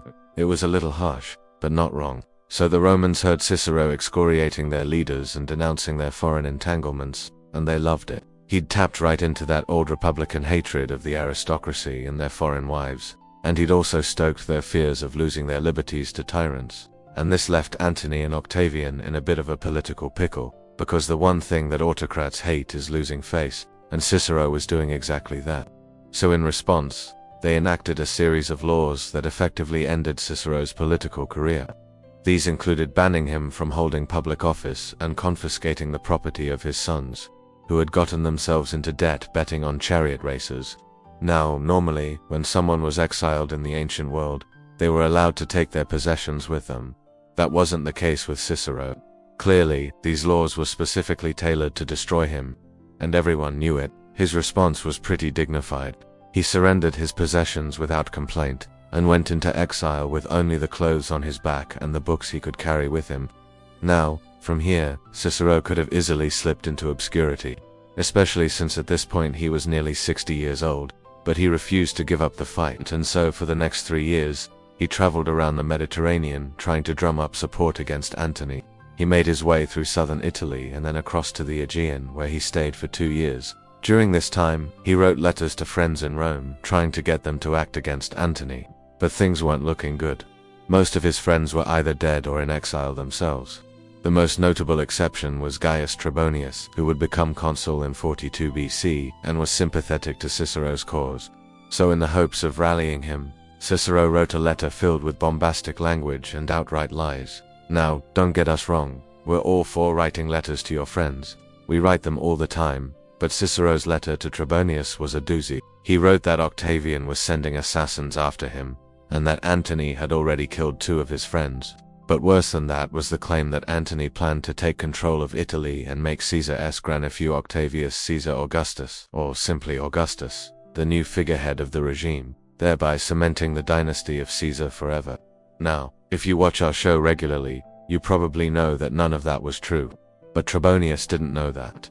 And after reading that letter, he knew that he had to act. He immediately wrote to Sextus Pompey, who was still smarting from his father's defeat at Actium, and asked him to march his fleet to Brundisium in southern Italy.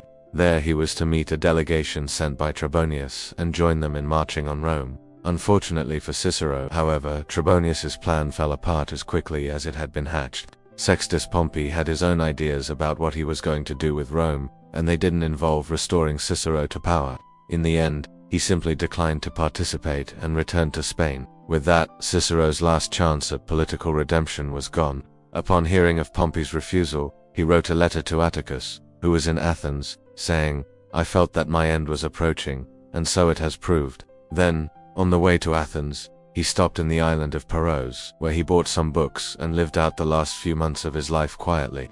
In late 43 BC, news arrived in Athens that Antony and Octavian had reconciled and formed the Second Triumvirate. As soon as he heard the news, Cicero tore off his toga and threw himself onto his couch, saying, "Philosophy, philosophy," and then expired. When his friends arrived carrying the news, they found him lying in the same position. Apparently, he had been dead for 3 days. They buried him next to his wife and daughter, who had both died earlier, and then set sail for Athens. According to Plutarch, they found Cicero's ghost sitting on the same couch in the exact same position, and they brought that story back to Rome with them. Now, in hindsight, it might seem like Cicero was destined to die. He fought the wrong people, he led pointless rebellions, and ultimately he died without achieving any of his goals. But we beg to differ. You see, in the aftermath of Actium, Cassius Dio tells us that Cicero's reputation for wisdom increased immeasurably. Why? Well, because the people of Rome finally realized that he had been right all along. Antony was a tyrant who wanted to make Caesar a god and was only interested in personal glory, and Octavian, who had once supported Cicero's proposals for reform, had abandoned the Republic just like the rest of them. As it turned out, Cicero had been right about everything, but he'd been right at a time when no one wanted to hear it. For that, he paid the ultimate price.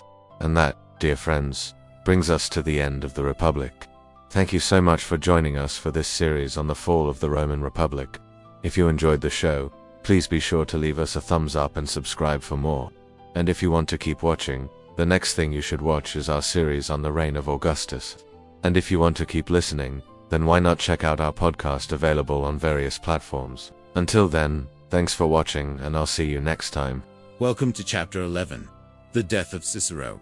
This is the second episode in our 3-part series on the fall of the Roman Republic. Click here to watch Part 1, or click here to watch Part 3. The year is 43 BC, Rome is being torn apart by civil war. Octavian and Mark Antony are hunting down Cicero, the most famous Roman orator ever. They want him dead. Why? Let's get into it. Cicero was one of the few Roman senators who opposed Caesar's dictatorship, and once Caesar was assassinated, Cicero was among the first to jump on the anti-Antony bandwagon. He delivered a series of speeches against Antony, accusing him of having an affair with Cleopatra and getting Rome into a pointless war with Parthia. In the Senate, Cicero called Antony a traitor and demanded he be stripped of his command and put on trial for treason. But Antony was not a man to be trifled with. In 44 BCE, he got his revenge when his agents kidnapped and murdered Cicero's young son. The next year, Antony went after Cicero himself. He used his authority as triumvir to issue a prescription, which was basically an official death sentence. It allowed anyone to kill Cicero and take his property without fear of reprisal. Instantly, Cicero became one of the most wanted men in Rome. He escaped to Greece, but soon found himself on the run again. Antony had sent his agents after him there. Now, Cicero was old, nearly 60 years of age, and the prospect of fighting his way out of Greece seemed daunting. So instead, he did what any rich, well-connected Roman would do in this situation. He bribed everyone around him. First, he paid off a local governor in exchange for safe passage through his territory. Then he made a deal with a pirate named Archippus. Cicero agreed to pay the pirate king 3,000 denarii to smuggle him out of Greece. This was no easy feat, because Antony had stationed a fleet of warships along the coast to catch any ship leaving the country. So to avoid detection, Archippus took Cicero on a long roundabout journey, traveling first to the island of Delos and then to a place called Gyros, followed by 2 more islands, finally ending up back in mainland Greece at a port called Actium. But this whole journey took time, and Antony's agents eventually found Cicero's villa and destroyed it. Cicero lost everything he had worked so hard for over the course of his entire life. Even his beloved gardens were not spared. There was nothing left but rubble. At this point, Cicero was desperate. He begged Archippus to hurry up and leave Greece, but the pirate king told him they had to wait until nighttime to avoid detection. They also had to wait for another ship carrying Cicero's money to arrive, so they could pay off another pirate. Finally, when all things were ready, they set sail for a coastal town in southern Italy. But their luck ran out soon after they left Greece. A violent storm struck and wrecked the ship. Many of Cicero's possessions were lost at sea. But Cicero managed to make it to land alive, barely, stranded and alone. He decided to walk the rest of the way home to Rome, a journey of roughly 800 kilometers. Along the way, though, he kept running into groups of Antony's soldiers. Each time Cicero had to bribe them to let him pass. At last, exhausted, hungry, and completely destitute, he reached Rome only to learn that Antony had left the city and marched on to further conquests. Without his hated rival in the city, Cicero felt safe at last. He could finally come out of hiding. He stayed in Rome for a while, living a quiet life. But even in exile, Cicero couldn't resist the urge to speak about politics. He gave a speech about the Catiline conspiracy and later accused the governor of extortion. When news broke that Antony was returning to Rome, Cicero tried to flee, but it was too late. Antony's agents grabbed him as he crossed the border into southern Italy and brought him back to Rome. For some reason, they paraded him around the countryside in a chariot like a slave. Finally, they hauled him before a tribunal where a judge condemned him to death. Then they dragged him to the forum and beheaded him right in front of the temple of Castor and Pollux. After hacking his body to pieces, they hung his head from the tower of the forum and nailed his hands to the rostra, the speaker's platform. In short, they mutilated the very symbols of his oratorical prowess, his hands and his head. The head was later cut down by his sister and cremated, and his ashes were buried in the family tomb. But that didn't bring an end to the humiliation. Antony's propaganda machine went to work on smearing Cicero's name. They spread rumors that Cicero had supported Caesar's assassins and wanted to become dictator himself. To further besmirch Cicero's honor, they erected an altar near the place where he was executed in the forum. The altar was dedicated to the Parthian god, Oromazes, the same enemy that Antony had fought in the east. This was a clear insult to Cicero, who had done nothing but speak against the war with Parthia. So why did Antony bother killing him? Well, for one thing, Antony wanted to send a message to other senators. A message that said, if you oppose me, then you will suffer the same fate as Cicero. In fact, the prescriptions were a sort of warning to Rome's elite. If you stay loyal to me, you'll be fine, but cross me, and you're dead. Secondly, Antony might have killed Cicero just for kicks. We don't know much about Antony's personality, but we can assume he enjoyed having power over people. As we've seen in previous videos, he liked to throw gold coins from a tower, enjoying the sight of common folk fighting over the riches. He chained women to chariots like horses and whipped them as they pulled him around. He hosted feasts, inviting 8 men of only one type, bald, short, or fat. And he kept prostitutes in his house like pets. All this to say that Antony was a cruel and sadistic man who found pleasure in inflicting pain on others. Killing Cicero, one of Rome's most respected elders, must have been a great source of pleasure for him. Finally, Antony probably killed Cicero simply because he could. Remember, Prescriptions weren't just about killing people, they were also about confiscating someone's property. So Antony probably saw Cicero's wealth as booty to be claimed by the victors. Now, to some, this might seem like an excessive reaction, but you have to remember that this was the age of Julius Caesar. Leaders often resorted to killing their rivals, sometimes murdering them in cold blood, sometimes executing them for trumped-up charges, and at times, they did it simply for fun. It was a dog-eat-dog world, and only the ruthless survived. Cicero knew this better than most. In fact, he predicted his own doom in a letter to a friend. He wrote, "Those whose ambition is unlimited, those who lust for power without mercy, those who know no right except the right of the strongest. These men are ever ready to destroy not only their enemies, but friends, colleagues, citizens, all mankind indeed, if only they can get on top." How prophetic were Cicero's words. Unfortunately, he didn't live to see their fulfillment. If he had, perhaps he would have spent his final days writing a book about the rise and fall of Rome. Kind of like Benioff and Weiss, the creators of Game of Thrones. Or maybe he would have written a cautionary tale about the dangers of political ambition, like Shakespeare's Macbeth. But we'll never know. All we have are his skeletal remains and the ruins of his villa in Pompeii. Anyway, guys, that's it for this episode. If you enjoyed it, please leave us a thumbs up. Also, be sure to click here to watch part 1 of this series, or click here to watch part 3. Thank you for watching. Welcome to the Great Courses Plus. It's time for Chapter 12, Cicero's Legacy, and this is our final chapter of part 3 of our course, The Story of Philosophy, Volume 2, From the Greeks to the Stoics. So we have one more part, one more section after this one, before we get to part 4. That's the medieval period, but that's all still to come. So sit back and enjoy this final chapter of part 3. So why is Cicero so important? Well, he's important because he took Greek philosophy and made it Latin. He brought it into the Roman world, translated it for them. You might say something like, yeah, okay, I know he wrote in Latin, but that's not what I mean. He took Greek philosophical concepts and made them comprehensible and understandable to Romans. That was his big contribution. And if you're skeptical, if you're saying, what does that mean? Comprehensible and understandable. Let me show you some of his works, some of his ideas, and I think you'll see exactly what I mean. For example, he wrote a work called On Duties de Officis. This is a little book, a handbook, really, of ethics. It's an introduction to ethics, and he says there are 3 basic duties in life. First of all, there's what you owe yourself, what you owe to your rational nature. Then there's what you owe to others, to other people, to society. And finally, there's what you owe to the gods, your religious duties. Now, those seem pretty obvious today, right? But remember, this is ancient Rome. People have never really thought about these things systematically before. And Cicero, by taking Greek ideas and making them Latin, makes these ideas accessible to Romans. He also wrote a very important work called On the Republic, which is a discussion of politics, of how a state should be ordered, of justice, of the good life for a state, for a community.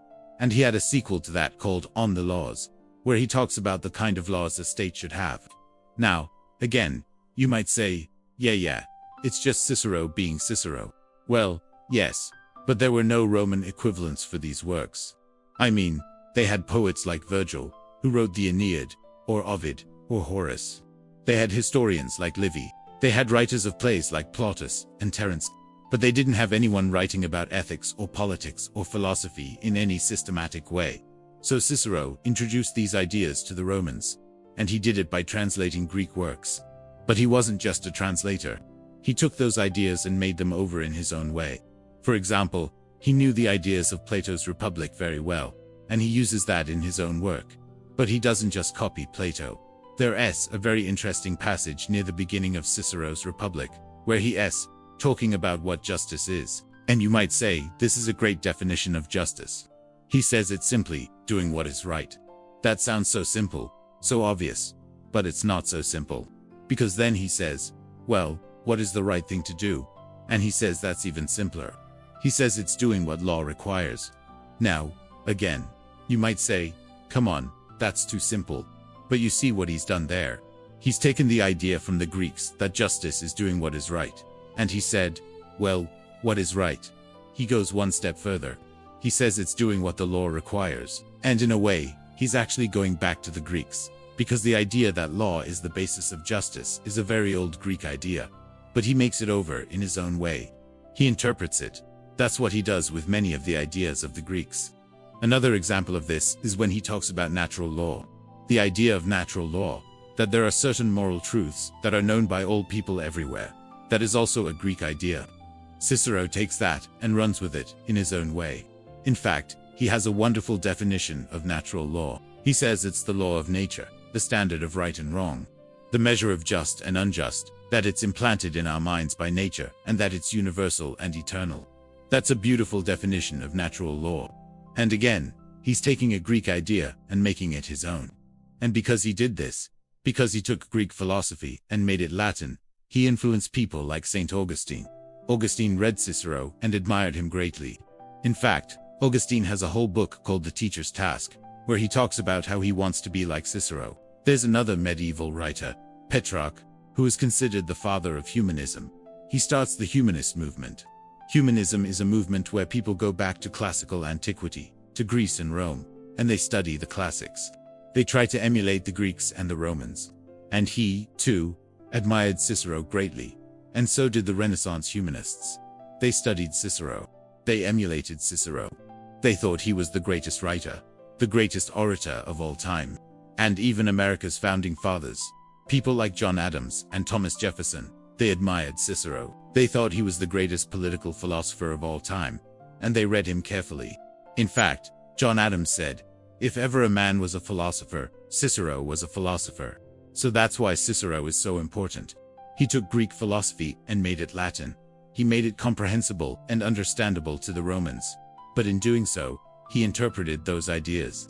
He made them his own. So now we're going to take some of Cicero's ideas, some of his rhetoric, and we're going to look at that in the next section of this chapter. We're going to look at Cicero the orator.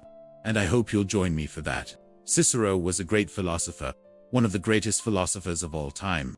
And he was a Roman, which already makes him interesting because philosophy at that time was overwhelmingly Greek. He brought Greek thought into Latin. And so that's the first thing that he did, just to introduce us to the Greeks. He wrote philosophical treatises. He wrote an essay on friendship. He wrote an essay on old age. He wrote an essay on what sort of thing the perfect city would be. But our Cicero today is the Cicero of rhetoric, not the Cicero of philosophy. So I want to move you from the realm of philosophy to the realm of rhetoric, where Cicero really made his mark. You should read Cicero. But which Cicero? The philosophical Cicero, or the rhetorical Cicero? Rhetorical Cicero.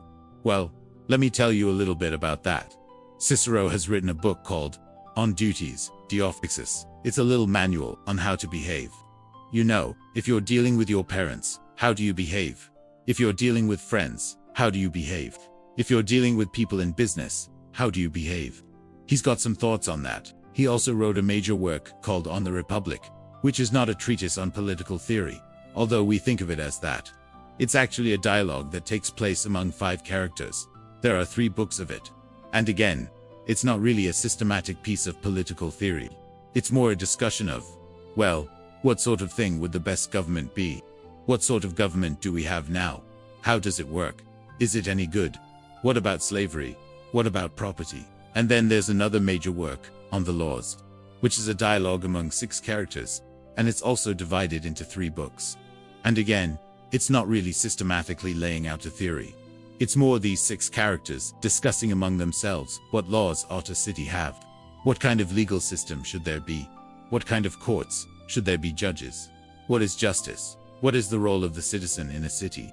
Again, there's no systematic exposition of a theory, but there are fragments of it scattered throughout this dialogue. These 3 works, plus the little manual on duties, those 4 works taken together, make up the corpus of Cicero's moral and political philosophy.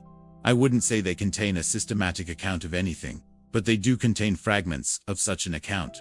And that's why we can talk about Cicero's political philosophy. It's not that he says everything systematically. We have to find the fragments, and put the fragments together, and see what he meant. Well, let's start with justice. What is justice? Justice is giving each man what is due him. Every man has certain rights, and every man has certain duties. And it's the perfectly just person who does his duty perfectly. And that's the only thing that we know how to do perfectly, according to Cicero, is to seek our own advantage. So if you do your duty perfectly, You do it by seeking your own advantage. In On Duties, he talks about what those duties are for different sorts of people, for children, for parents, for slaves, for masters, for citizens, for officials. And he says that each person has a duty to do what is right and just. That's what it means to do your duty perfectly. And that's how you become virtuous. If we take seriously what Cicero says in On Duties, it seems to imply that virtue is doing your duty, and doing your duty is seeking your own advantage. And if that's right, then virtue is seeking your own advantage. Now, wait a minute. Isn't that selfish? No, says Cicero. Here's why it isn't selfish. You seek your own advantage by doing what is advantageous for other people. So to be virtuous is to look after yourself by looking after other people. You don't seek your own advantage by trampling over the rights of others. You seek your own advantage by respecting the rights of others. So Cicero's virtue ethics goes along nicely with his natural law theory. There is a natural law which says you must respect the rights of others. Do that, and you will be virtuous. Respect the rights of others, and you will be contributing to the common good of the city. What's the source of this natural law? Cicero doesn't say. But later Stoics will say it comes from nature, it comes from God, it comes from reason. And that's why they call it natural law or divine law. But Cicero doesn't worry too much about the source. He just tells you that it's there. Natural law is there. It's something you can't get away from. The idea that you must respect the rights of others. That's where Cicero's natural law comes from. And that idea is tremendously important because it means that there's a basis for human rights. Later writers will develop this idea of natural law and divine law and the law of nature. But Cicero introduces the idea into Roman thought. Cicero also introduces into Roman thought the idea of liberty, of free speech, of public service. All of these things come from Greece. And Cicero introduces them into Roman thought. He's a great defender of liberty. He's a great defender of free speech. Cicero's speeches are famous. He defends a man who's accused of an illegal marriage. He defends a friend of his who's been accused of extortion. He defends a third person who's been accused of treason. And he does all of these things brilliantly. And his skill as a lawyer is matched only by his skill as an orator. He's an aristocrat. He doesn't like the democracy that Rome becomes in his lifetime. He sees the threat of tyranny increasing. He wants to preserve freedom, and he wants to preserve it against the people as much as against kings and emperors. In On the Republic, he talks about how the best government is one in which all the classes of people participate. There should be the rich, there should be the middle class, and there should be the poor. And all of them should participate in the government. That way you get the best decisions. You get the decision that's right for the city, rather than the decision that's right for one group or another. So Cicero wants to defend freedom, and he wants to defend it against the mob as much as against any tyrant. He's a defender of limited government. He thinks that when the government gets involved in people's lives, it should do so carefully, cautiously, modestly. And he thinks the people should participate in deciding what the government does. So Cicero's political philosophy is very libertarian. In On the Republic, he says that the aim of government is to protect property. In fact, the word that he uses is to guard property. And that's because the main threat to property, as far as Cicero is concerned, is the mob. The mob that takes what doesn't belong to it by force. That's what Cicero worries about, and that's why he's such a strong defender of the courts. He says you have to obey the courts. You have to obey the laws. The rule of law is the most important thing. If you don't obey the courts, if you don't obey the laws, then the whole city descends into chaos. And that's what Cicero worries about. So his libertarianism is a libertarianism that comes from the rule of law. It comes from orderly government. It comes from following procedures. It comes from the courts. And the courts and the laws are there to protect property, to protect the rights of individuals. And that's why Cicero is such a strong defender of the rule of law. He is also a strong defender of constitutional government. In On the Republic, he recommends a mixed constitution. You take elements of democracy and aristocracy and monarchy, mix them together, and you end up with a regime that is stable, that is ordered, that is ruled by law, and therefore one that will preserve the rights of individuals. That's why Cicero is so important for Western constitutionalism, because he argues for a mixed constitution, a constitution in which there's rule of law, because it's that kind of constitution that preserves the rights of individuals. Who was influenced by Cicero? Oh, that's easy, everybody. St. Augustine, who was the most important Christian thinker of the early church, was deeply influenced by Cicero. His theory of natural law was directly influenced by Cicero. His theory of the city, his view of what the proper function of government is That's all directly influenced by Cicero. Petrarch, the great Italian poet, who's considered the father of the Renaissance, was greatly influenced by Cicero. The Renaissance humanists were all Ciceronian humanists. They studied Cicero, they admired Cicero, they emulated Cicero, and that brings us to America's founding fathers. America's founding fathers were Ciceronian humanists. They had studied Cicero in school. They knew Cicero better than they knew almost any other writer. They admired Cicero's defense of liberty. They admired his defense of limited government. They admired his defense of the rule of law. And they admired his defense of republican government. And that's why in Federalist 10, James Madison compares the United States to the mixed constitution that Cicero had recommended. That's why the founding fathers were so heavily influenced by Cicero. And that's why Cicero is still so important today. How could he not be important? He was a great philosopher. He was a great rhetorician. He introduced Greek thought into Latin. He defended human rights. He defended liberty. He defended the rule of law. He defended constitutional government. What's not to admire? What's not to love? That's why Cicero is so important. I'm really excited about this chapter, because I get to talk about one of my favorite orators of all time, Cicero, who I've talked about a few times before on this channel. And we're going to look at how his voice has continued to be heard through the ages in the English language. So if you like Cicero, please subscribe. If you want to know more about classical rhetoric and the history of ideas and the history of English, please subscribe. This is chapter 13. Let's get into it. So why does Cicero continue to resonate with readers even today? Well, there are several reasons. First, he wrote really good prose. His Latin is elegant, powerful, poetic. He loved using metaphors and similes, but he used them well. He was also very erudite, so he could use obscure references that only a learned person would understand. And he had a vast vocabulary. Some scholars estimate he knew around 400, maybe even 500,000 words in Latin. So he was a stylist. But he was also an extremely intelligent man. But aside from his smarts, what made him such a great writer was his experience. As a young man, he traveled around Italy, experiencing life. He wasn't some ivory tower scholar. He worked as a lawyer, and then he became a politician. So he got experience. Then when he was consul, he had to actually lead an army. So he saw war firsthand. He saw what it meant to fight against oppression. And then when he went into exile, he experienced what it meant to be a refugee, to be oppressed himself, to feel injustice. So he drew on these experiences throughout his entire career. He had something to write about. He was not just writing for the sake of writing. Everything he wrote came out of a desire to help people, to explain things to them, to heal them, to enlighten them. So everything he wrote was based on experience. It wasn't just abstract theory. Now, second, he set the standard for Latin style for almost 8 centuries. That's right. When Cicero died in 43 BC, the standard for Latin prose was Ciceronian Latin. For centuries after him, people looked back to him as the epitome of correct and proper Latin. And then eventually, when Renaissance humanists rediscovered him, they did so because they wanted to emulate his style. So he became a model for many great writers. Now, the third reason Cicero still inspires us is because he had a tremendous philosophical impact. Not just on Roman law, but on Western law and Western politics.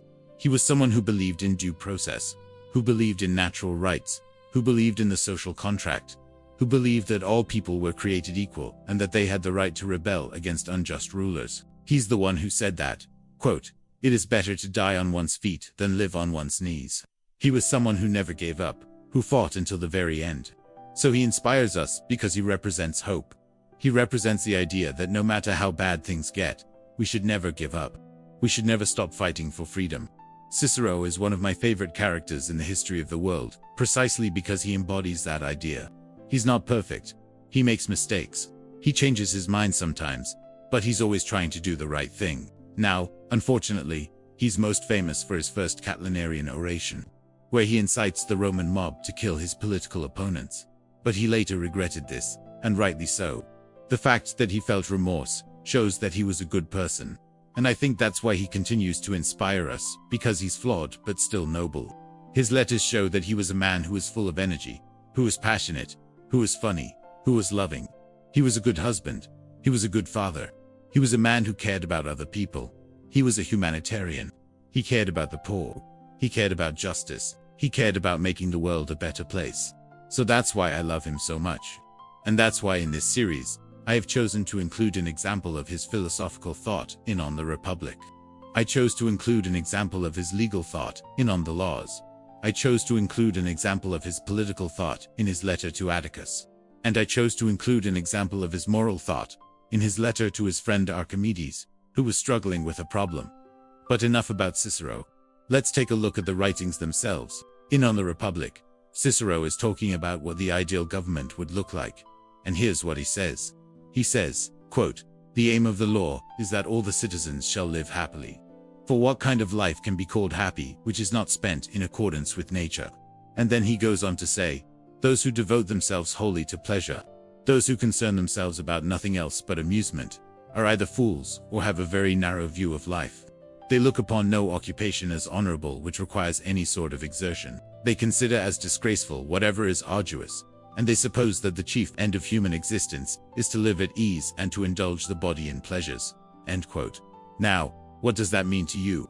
What is interesting about this is that Cicero's idea of the good life is not the Epicurean ideal. Epicurus said the greatest good was pleasure and the absence of pain. But Cicero disagrees. He says, no, the greatest good is not pleasure. The greatest good is living according to nature. So what does that mean? Well, let me read you another quote from On the Republic. He says, "Nature has laid down for all animals that all should live in society, that all should follow the guidance of reason, and that all should obey the laws of their country." So Cicero is saying, look, living according to nature means two things. It means living with other people and living under laws. And that's important because in the Republic, he is arguing that the best form of government is a mixed constitution. So you have elements of aristocracy, you have elements of democracy, you have elements of monarchy, and they all work together to create a stable society. So that's what he means by living according to nature, that we need balance in our lives, we need balance in our societies. We need different parts to make the whole. Okay, the next quote comes from On the Laws. And here he's defining what law actually is. He says, "Law is that which bids us act in a just or not act unjustly, speak the truth or not speak unjustly." Interesting, right? He's saying that law is connected to morality, that law is connected to justice, that it's supposed to promote the common good. And that's why it's important, because without law, without a social order, we wouldn't be able to live. We wouldn't be able to coexist. There would be no peace. There would be no harmony. There would be no justice. So that's what Cicero means when he talks about the importance of law. Law is not just some arbitrary system imposed on us by some authority. No, law is supposed to reflect the natural order. It's supposed to reflect what is right and good and just. And that's why he's considered one of the great champions of natural law. The next quote comes from his letter to his friend Atticus. In this letter, he's explaining why he decided to run for consul. And here's what he says. "Do you know that I am running for consul? All the state is corrupt and rotten, and it needs a strong and powerful medicine. I am the only person who can prescribe that medicine, and who can administer it without any fear." So here's what's interesting. He's saying that he ran for office, not because he wanted power, but because he needed to save Rome. He needed to save Rome from itself.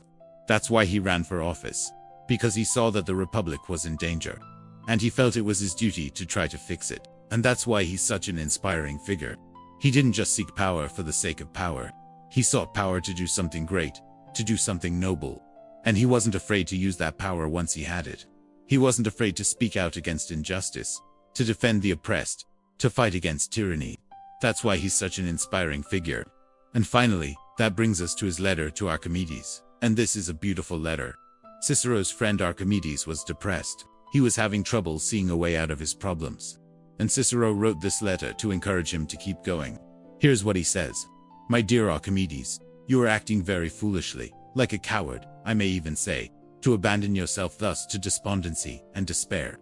For what cause, I ask? What strong and urgent cause can you allege for neglecting business, for wasting and wearing away life, which is so precious, so carefully bestowed on you by the gods, and for shutting your eyes to the light of day?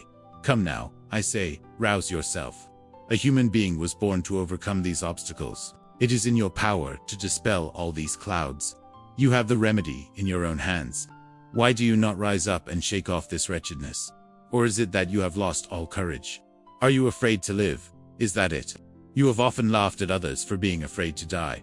Are you now afraid to live? Be ashamed, I pray you, of this disgraceful alternative. Life must be led, and if you choose to lead it well, you can do so. The choice is yours. Here is the path of duty, here is the path of glory. It is in your own hands. Be a man, I implore you. Be a Roman. Be a philosopher. That's why Cicero's voice continues to be heard through the ages. Not just because he was a brilliant writer and a brilliant orator. Not just because he helped shape Western law and Western politics, but because he embodies a certain ideal. He embodies the ideal of the eternal defender of freedom. He's someone who, despite his flaws, despite his weaknesses, was willing to stand up for what he believed in. And that's why we remember him today. And that's why I think he continues to inspire us. Thanks for watching. See you next time. Chapter 14. Reflection. Cicero as a man of contradictions. Cicero was born into the Roman world as the son of a Roman knight, and his father's wealth allowed him to pursue higher education and eventually a political career. He became one of Rome's greatest orators. But later in life, he lost his political career through his association with Catiline and ended up having to flee Rome. During this time, he wrote many philosophical works that helped to spread the ideas of Greek philosophy throughout the Roman world. Later, he did return to politics and attained consulship, the highest political office in Rome. And then soon after, he was assassinated by Mark Antony's agents at the behest of Octavian, who would become Augustus. Cicero's life is an interesting one, and there are many lessons we can take from it. But today, I want to talk about how Cicero was a man of contradictions, and why that made him so fascinating. He was ambitious, but not for himself.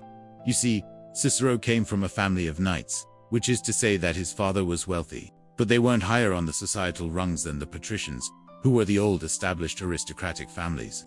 The patrician class had held the highest offices in the Roman state since its founding. But during the late Republic, the power of the rich, the so-called equites, grew rapidly because their wealth allowed them to amass more power. Now, despite being born into a family of knights, Cicero clearly wanted more than what was given to him because he wanted more power, but not for himself. Let me explain. You see, in order to climb the political ladder in Rome, you needed patrons to help you get your start. And so Cicero got his start thanks to his patron Gaius, the father of Pompey. Eventually, Cicero's own clientele grew, and he, too, became a patron to others, and this is where his ambition lay. He wanted power to use it to help his clients and defend the Roman Republic against its enemies. This is evident in his speeches like those against Catiline, when he defends the Republic against this dangerous enemy, or in his speeches for the prosecution of Verres in Sicily, where Cicero lambasts Verres for extorting the people of Sicily while he was governor of the province. His ambition wasn't for himself, but for the good of his clients and the good of Rome. That's the irony. His ambition led him to great heights, but ultimately his efforts to save Rome failed. He was pragmatic, but his philosophy was otherwise. One thing that is clear from reading Cicero is that he was a man of the world. He knew the ways of men, and he knew that sometimes dirty tactics were necessary to get ahead in the world. This comes through in his letters to his friend Atticus, where he talks about his dealings in the courts and the Senate, and how sometimes you have to deal with unscrupulous people in order to get things done. In one letter, he even talks about how he has to pay off a senator's slave just to be able to get his master to come to court on time. But Cicero's philosophical works paint a different picture. They show a man who is concerned with living a life of virtue and doing what is right. So you have this tension between the two Ciceros. The worldly Cicero, who knows that sometimes you have to do bad things in order to get ahead, and the philosophical Cicero, who wants to do what is right. And really, this isn't a tension at all. It's just the reality of Cicero, a man who was both ambitious and idealistic, who was both worldly and naive. He was courageous with his words, but he was vulnerable in politics. One of the things that set Cicero apart from his contemporaries was his willingness to speak his mind. He wasn't afraid to speak out against powerful people when he thought they were doing something wrong. As I mentioned earlier, he wasn't afraid to speak out against Catiline, even though Catiline was immensely popular with the common people and was threatening civil war. And he wasn't afraid to speak out against Verres, even though Verres was a member of the equestrian class and had powerful friends. But outside the courts and the Senate, Cicero was a different man. He was a man who was constantly worried about what other people thought of him. He was very sensitive to criticism, and he could be quite petty at times. For example, he spent a lot of time in his letters to Atticus talking about how he was being snubbed by this person or that person, or how some person didn't invite him to a party. This is so ironic because here he was, one of the greatest orators in Roman history, and he was worried about the small slights of other people. And in the end, it was his sensitivity to criticism that led to his downfall. He was too quick to take offense, and he made powerful enemies that would eventually lead to his death. But maybe that was just part of his greatness. Maybe it was his willingness to speak out against powerful people, even if it meant risking his own safety. That made Cicero one of the most important figures of the late Roman Republic. He desired power, but he feared tyranny. Now, Cicero came of age during a time of great political turmoil in Rome. He saw the power of the populares, like Marius and Cinna and Sulla, and he saw how they used their power to control the government and legislate in their own interests. And this experience left him with a deep fear of tyranny, a fear that is evident in his philosophical works and in his speeches. In his philosophical works, he talks about how the purpose of government is to protect the freedom of its citizens, and how tyranny is the worst form of government. And in his speeches, he talks about how the Roman Republic is the greatest form of government ever created, and how it must be defended against its enemies. But in his private letters, again, we see a different side of Cicero. Here he talks about how much he desires power for himself, how he wants to be consul, and how he wants to use his power to control the government. And he even talks about how he doesn't care if he is considered tyrannical, as long as he can get what he wants. So again, you have this tension between the two Ciceros. The Cicero who wants power for himself, and the Cicero who fears tyranny. And again, it's not a tension because it's not a contradiction. It's just the reality of Cicero, a man who was both ambitious and idealistic, who wanted power but didn't want to be a tyrant.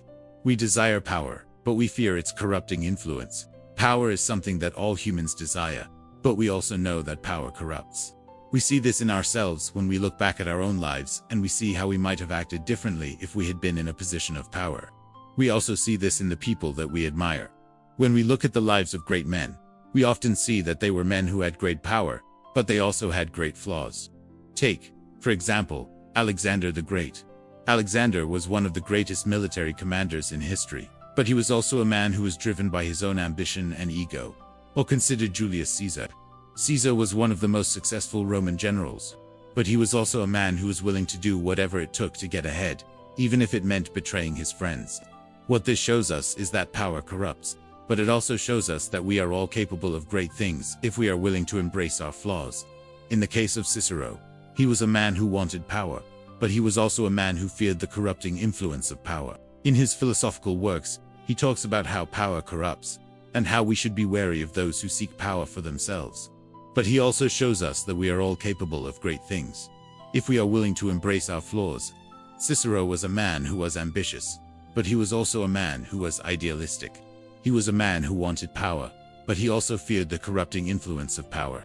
He was a man who was brave in his words, but he was also a man who was sensitive in his personal life. He was a man who desired power, but he feared tyranny. In the end, it was this combination of traits that made Cicero one of the most fascinating figures of the ancient world, a man who was both great and flawed, a man who was both ambitious and idealistic, a man who was both powerful and powerless. If you enjoyed this episode, please make sure to leave a like and subscribe for more episodes. Thanks for watching. We are returning to our series on the most influential Romans, and we are coming to the end of it. So this will be chapter 15, appropriately enough, the last chapter. There is so much more that could be said about Cicero, but let us do one more gentle recap of his life story.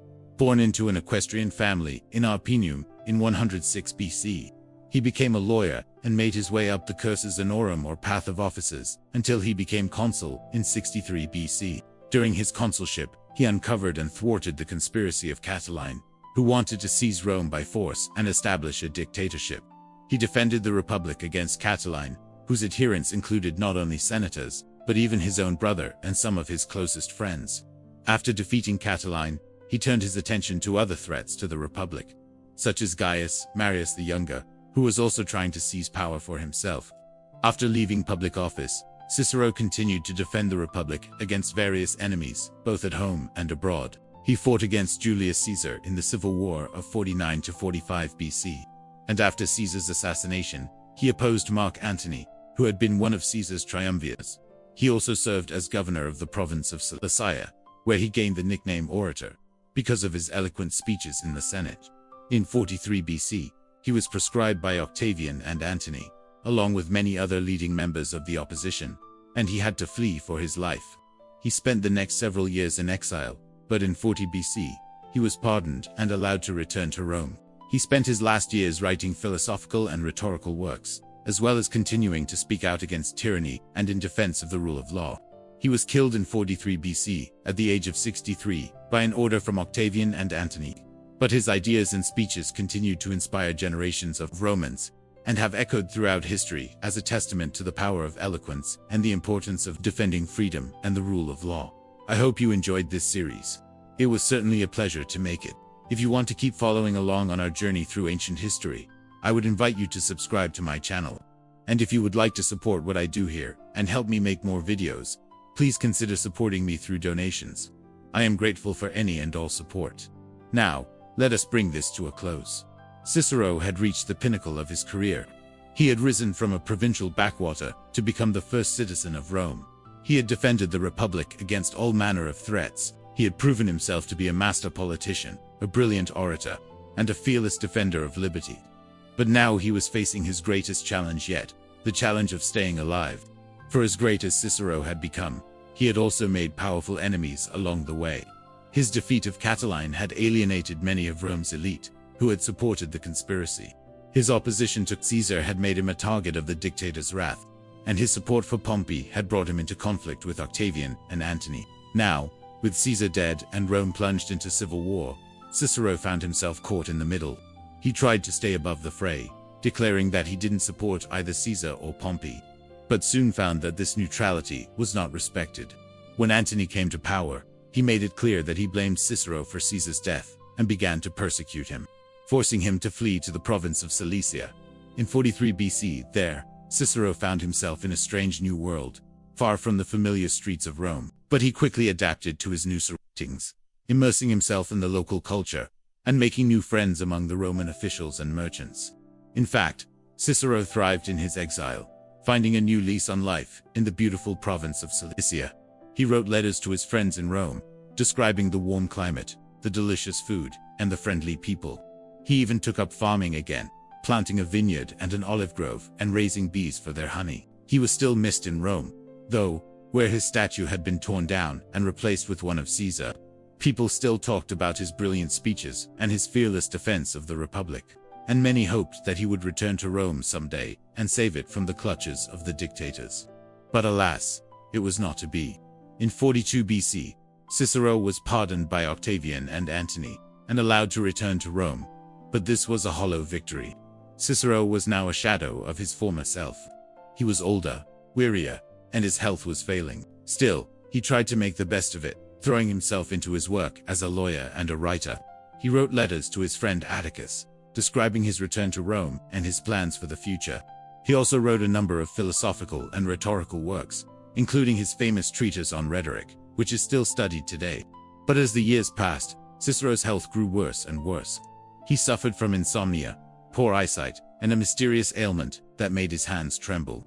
In 43 BC, at the age of 63, Cicero died in his house on the Argilatum Hill in Rome. He had never seen his native Arpinum again, nor had he ever held public office again.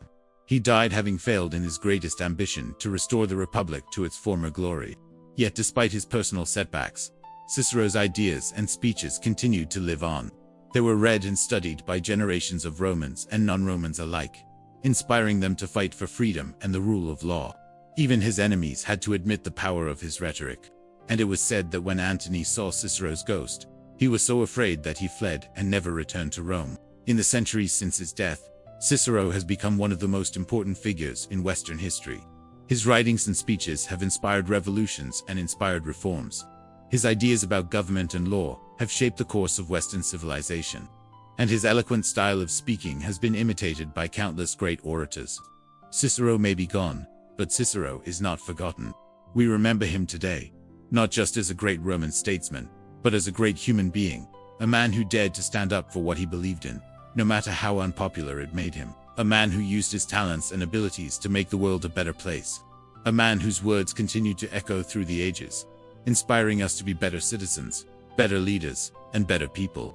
So let us close with Cicero's words, words that captured the hearts and minds of the ancient world and continue to capture ours today. The life of the individual is of great price, but the safety of all is greater still. When put to the test, show no fear. Honor the goddess who gives you courage. Be confident in your efforts to preserve the Republic. Do not hesitate to use force when necessary, and always stand by your principles. Though solitary and alone, never abandon what is right. And finally, let us listen to the advice that Cicero gave to his young friend, Marcus Brutus. Be on your guard against those who want to make you famous by bringing you to ruin, for they are the deadliest of all enemies. Associate with those who make you better, shun those who make you worse, and always remember, it is better to die on your feet than to live on your knees. These are the words of Cicero, words that have echoed through the ages, words that have inspired revolutions and reforms, words that have shaped the course of Western civilization, words that have captured the hearts and minds of the ancient world, and continue to capture ours today. Rest now. Rest and let these words echo in your mind, in your heart, in your soul. Let them be a guiding light on your path through life, a reminder of the power of words, the importance of standing up for what you believe in, and the dignity of the human spirit. Let them be a source of strength when you face adversity, a beacon of hope when you feel lost, and a celebration of life when you feel joy. For in the end, it is not what we say, but what we do, not what we have, but what we give, and not what we take, but what we leave behind, that truly matters. And Cicero knew this well. He lived a life of service, a life of integrity, and a life of courage. He faced his enemies with dignity, his friends with loyalty, and his responsibilities with dedication. He left behind a legacy that has endured for centuries, a legacy of eloquence, a legacy of wisdom, and a legacy of liberty. So go now and rest. Let the words of Cicero be with you always, and may they bring you peace.